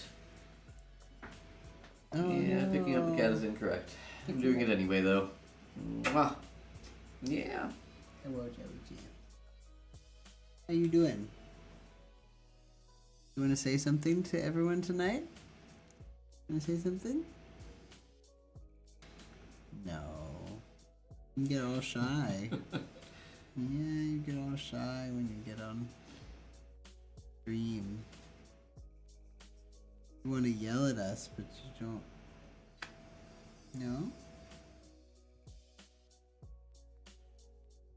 You happy about kisses? You do love kisses. Brent Ryan, Jake Cameron, Ash Emily. I know. It's a good one.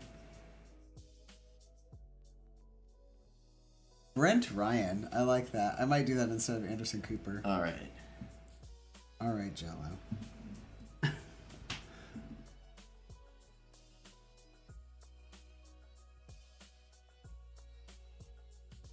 Cool. Excellent. John Waters looks like he's enjoying himself there. Oops, I gave it away.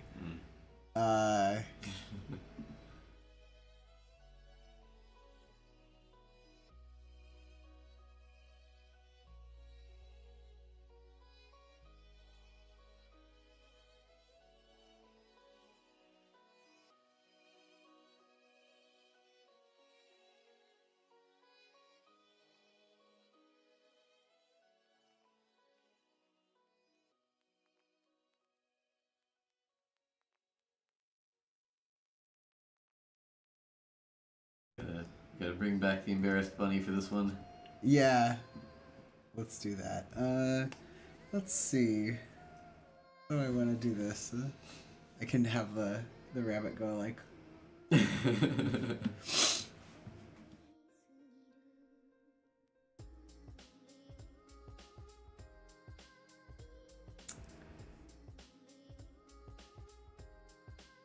Looking... Okay, I want to do some kind of present box.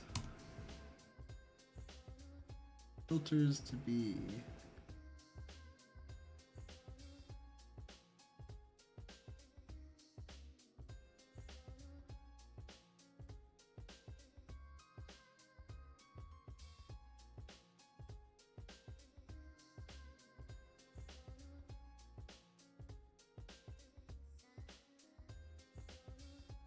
Oh.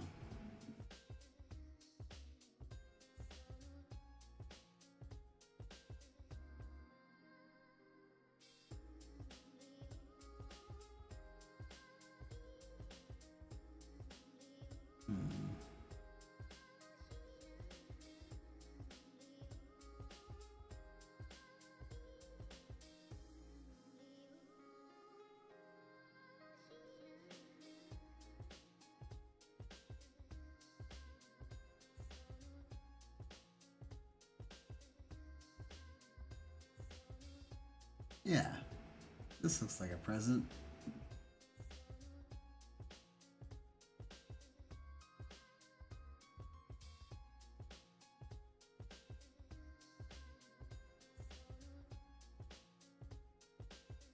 Again, don't look at me.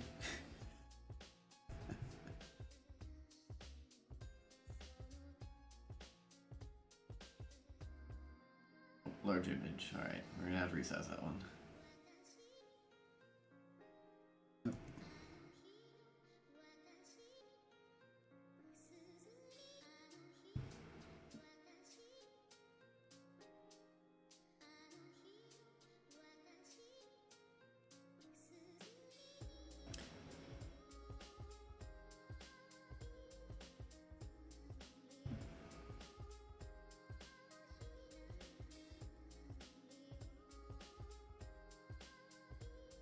Here we go.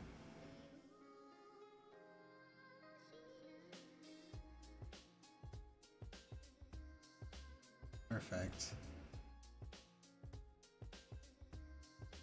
All right.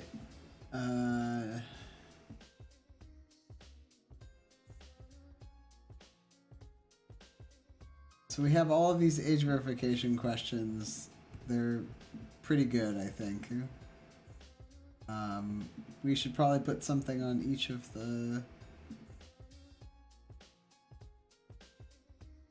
Like, we should probably entertain people on each of the screens. So, imagine... Here, we'll draw an orange here. So what we'll do...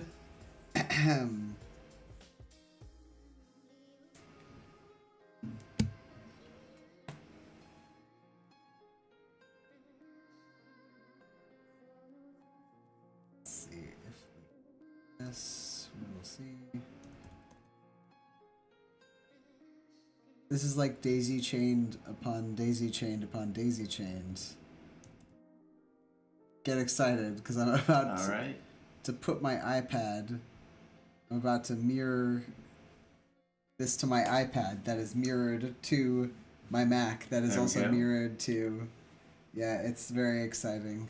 We're gonna...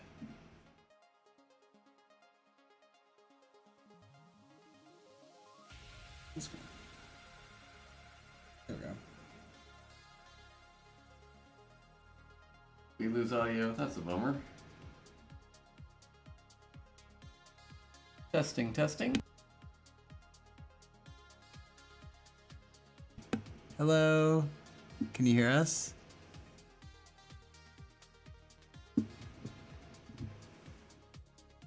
I wonder. Okay, yeah, Kata can hear us. Good. Glad to hear it.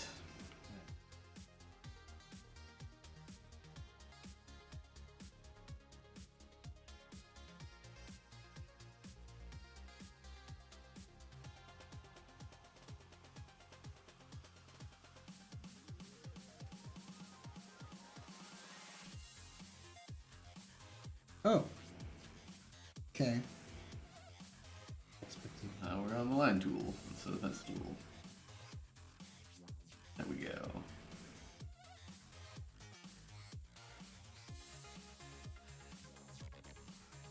Awkward angle for me.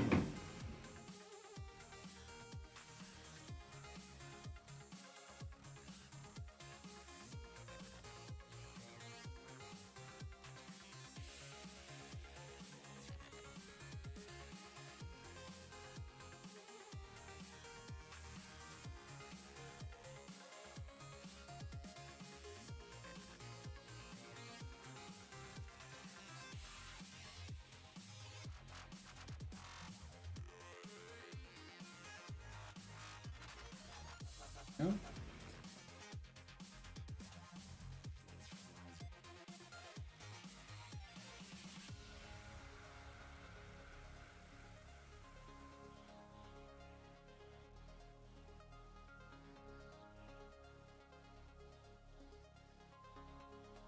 Ta-da.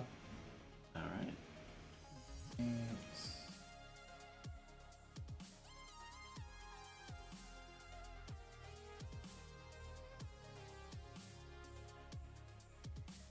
Kato wants to know if you've seen Drawfee's Lorem Ipsum Orange. I have not. No. I don't know what that is. What's that? I have watched some Drawfee though, I guess. I do watch Drawfee. Yeah. I'm not totally out of the loop.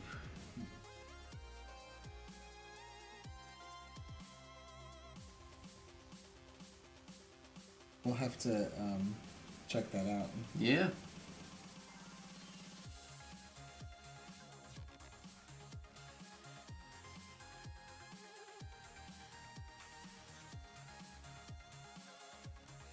Yep. That works. And next.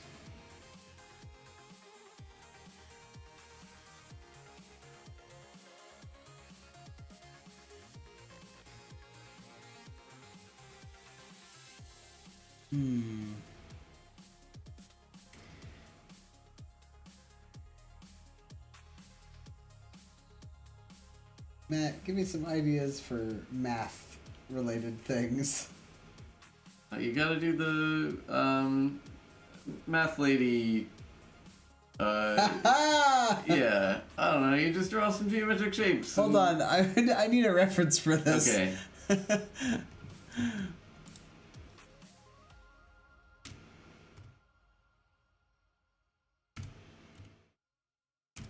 That is definitely one of those reaction GIFs that I do not know what it's from. And still a fantastic reaction GIF. Doesn't really need the context. Yeah, this one's got like the cylinder and the cone and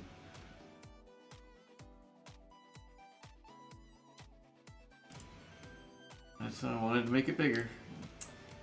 Can't zoom in. Oh well.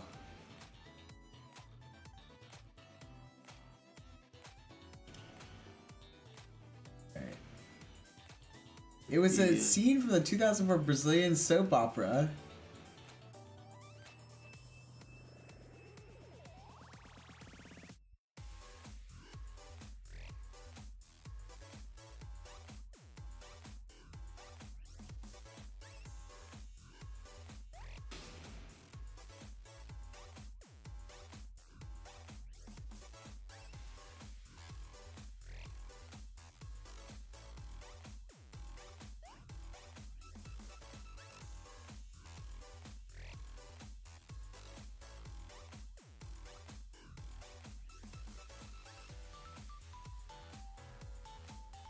You just going the extra mile here. I just meant draw the formulas, but you're going to draw the whole meme, and that's great. Hell yeah! I love it. Yeah, have you ever heard me to half-ass anything? Certainly not. Yeah, certainly not.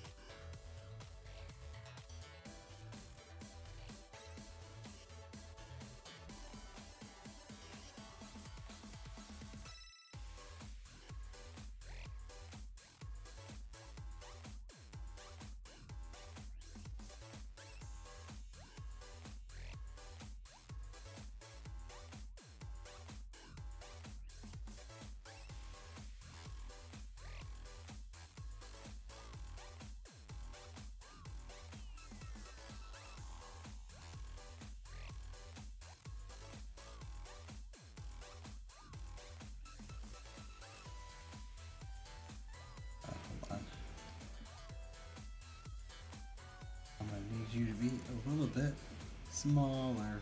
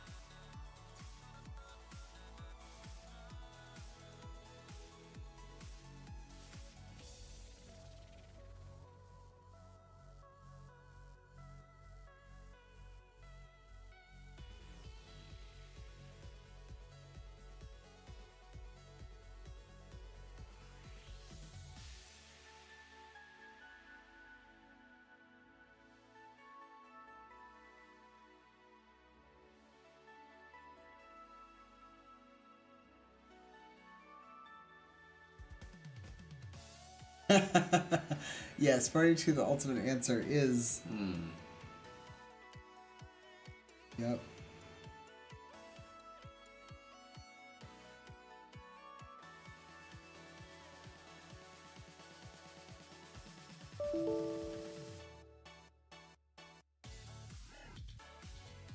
Up. It's fine.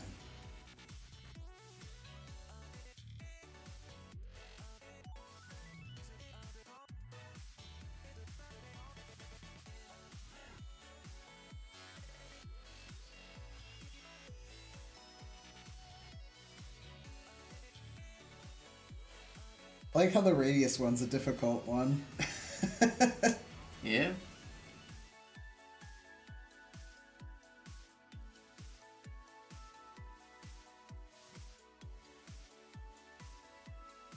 What do you think? Love it.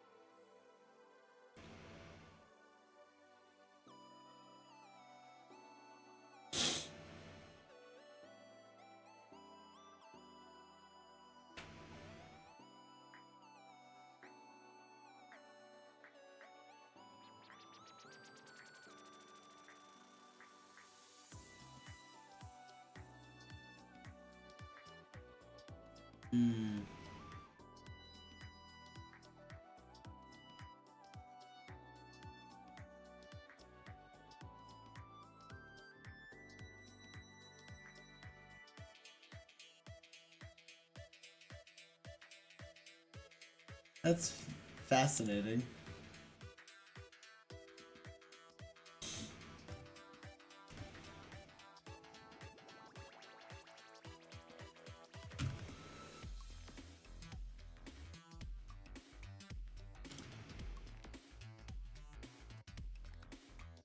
So many bonds.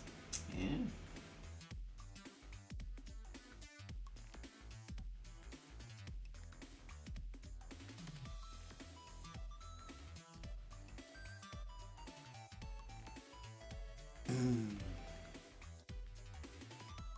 Oh yeah.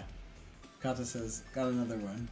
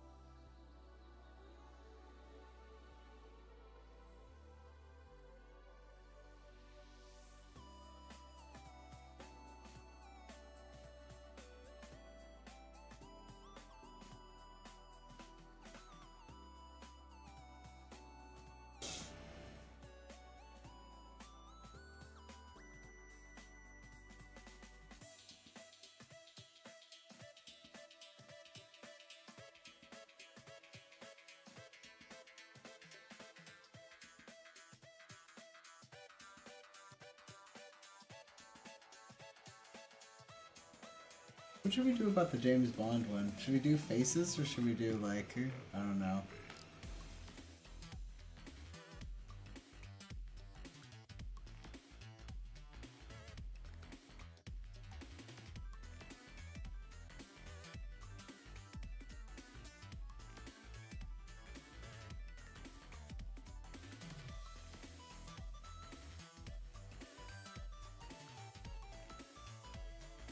Oh, you know what? We can do a bunny. That's also... Yeah. Do a bunny in a tuxedo?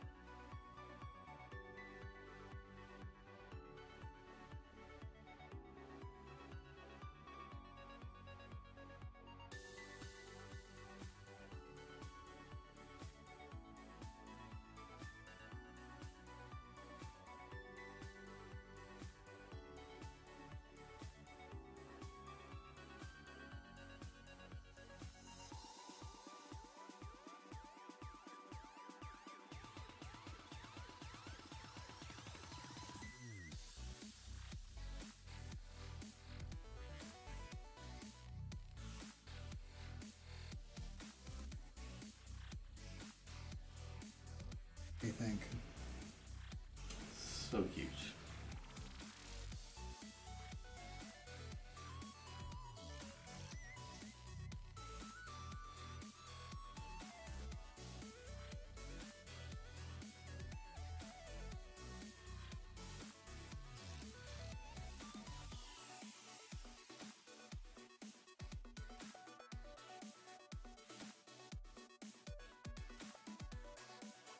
Bowtie buddy, that that world's better. Bowtie buddy. Mm.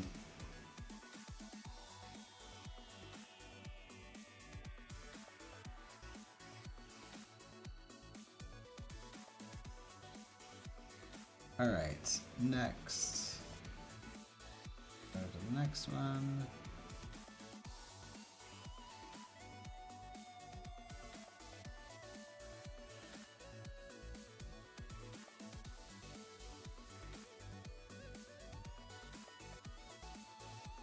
Should we show what a floppy disk is?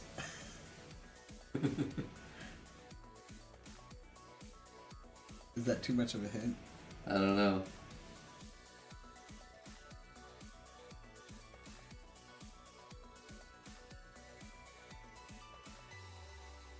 Hmm.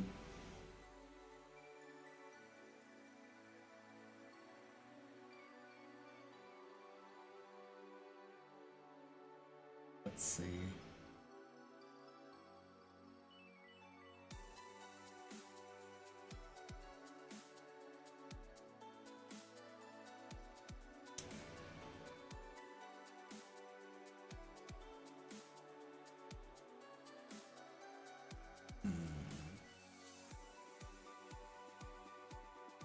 Part of me is like, oh yeah, we should probably do a floppy disk. Like, we should Okay. show them what it is, or maybe not. I don't know.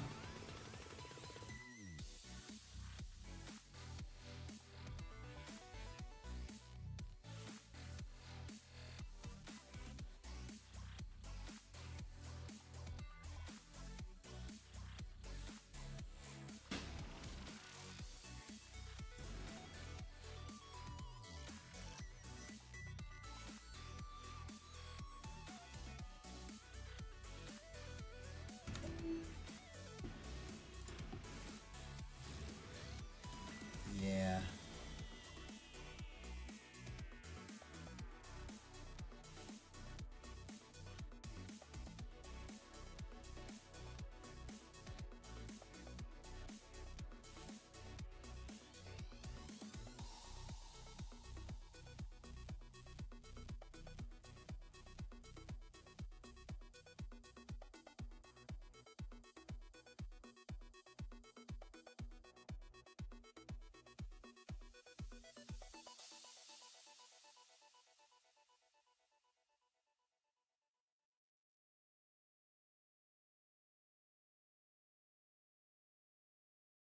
Yep. We're actually, I think Mabby's and I were talking about how I had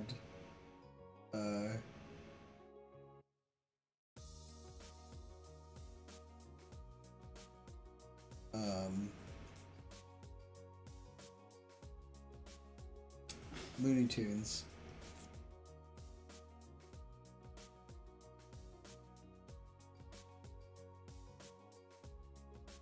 Looney Tunes floppy disks.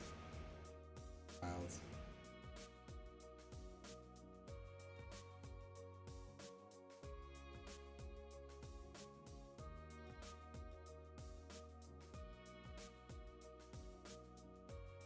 I just love the way that Decker has a very like cool zine-like quality. It really just makes these illustrations so much easier to do.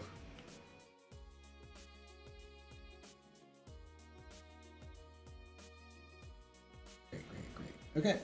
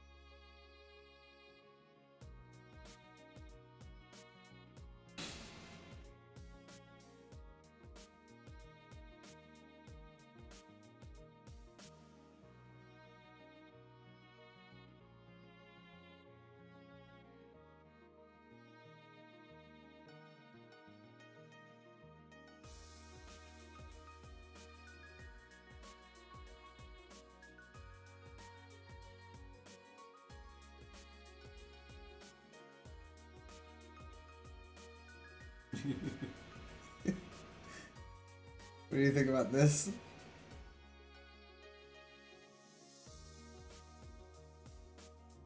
Excellent.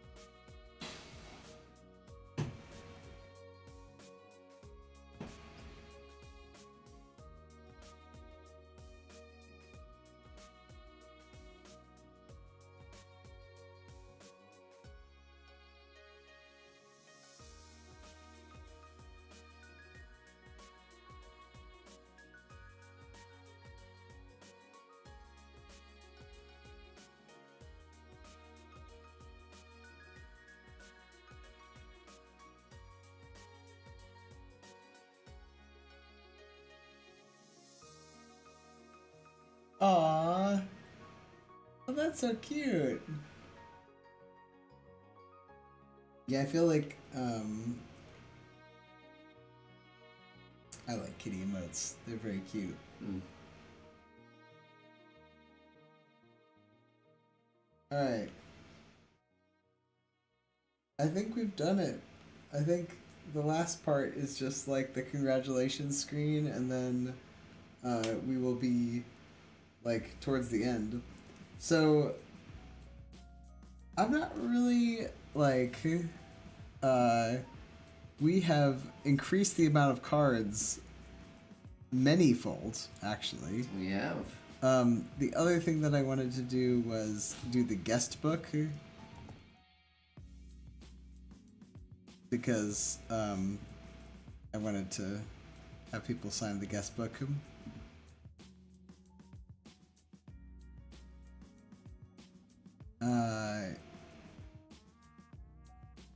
And I'm not gonna go into what the final picture is. I don't want to get booted off of.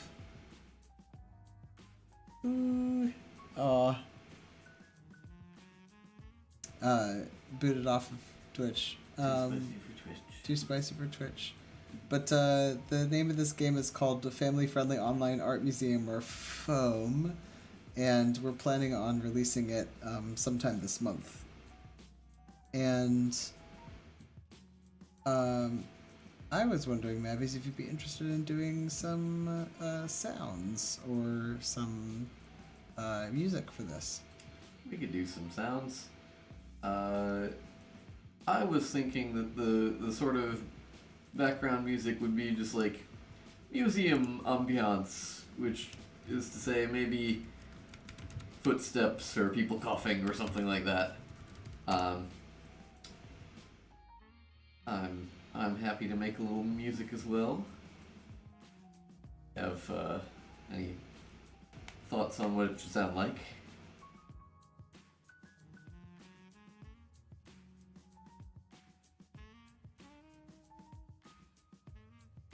Yeah, I'm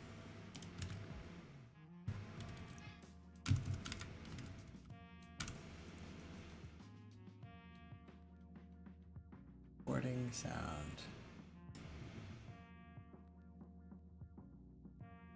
Wave file format.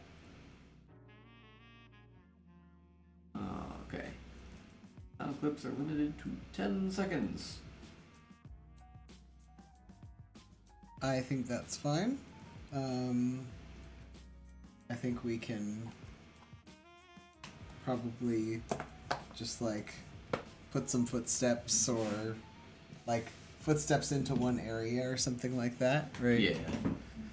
Could Yeah, be, quiet murmurs. could be something that plays when you go from room to room. Yeah.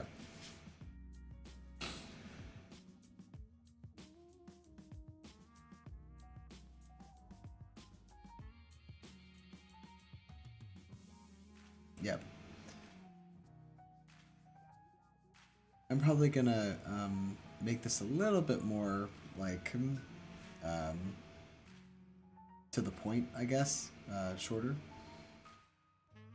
Yeah, I suppose so. But that will be some improvements. So the improvements I'm gonna do is add in a congratulations screen. We'll add in some like footsteps and stuff.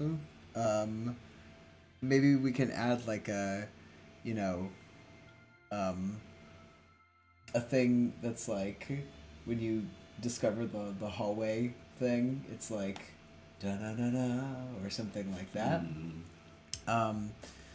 The other thing I was thinking of was if somebody chooses the wrong answer during the like fart reassurance test, Yes. and it just goes like meh, or like or a fart.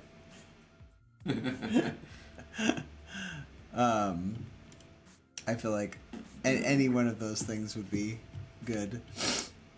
Yeah. Cool.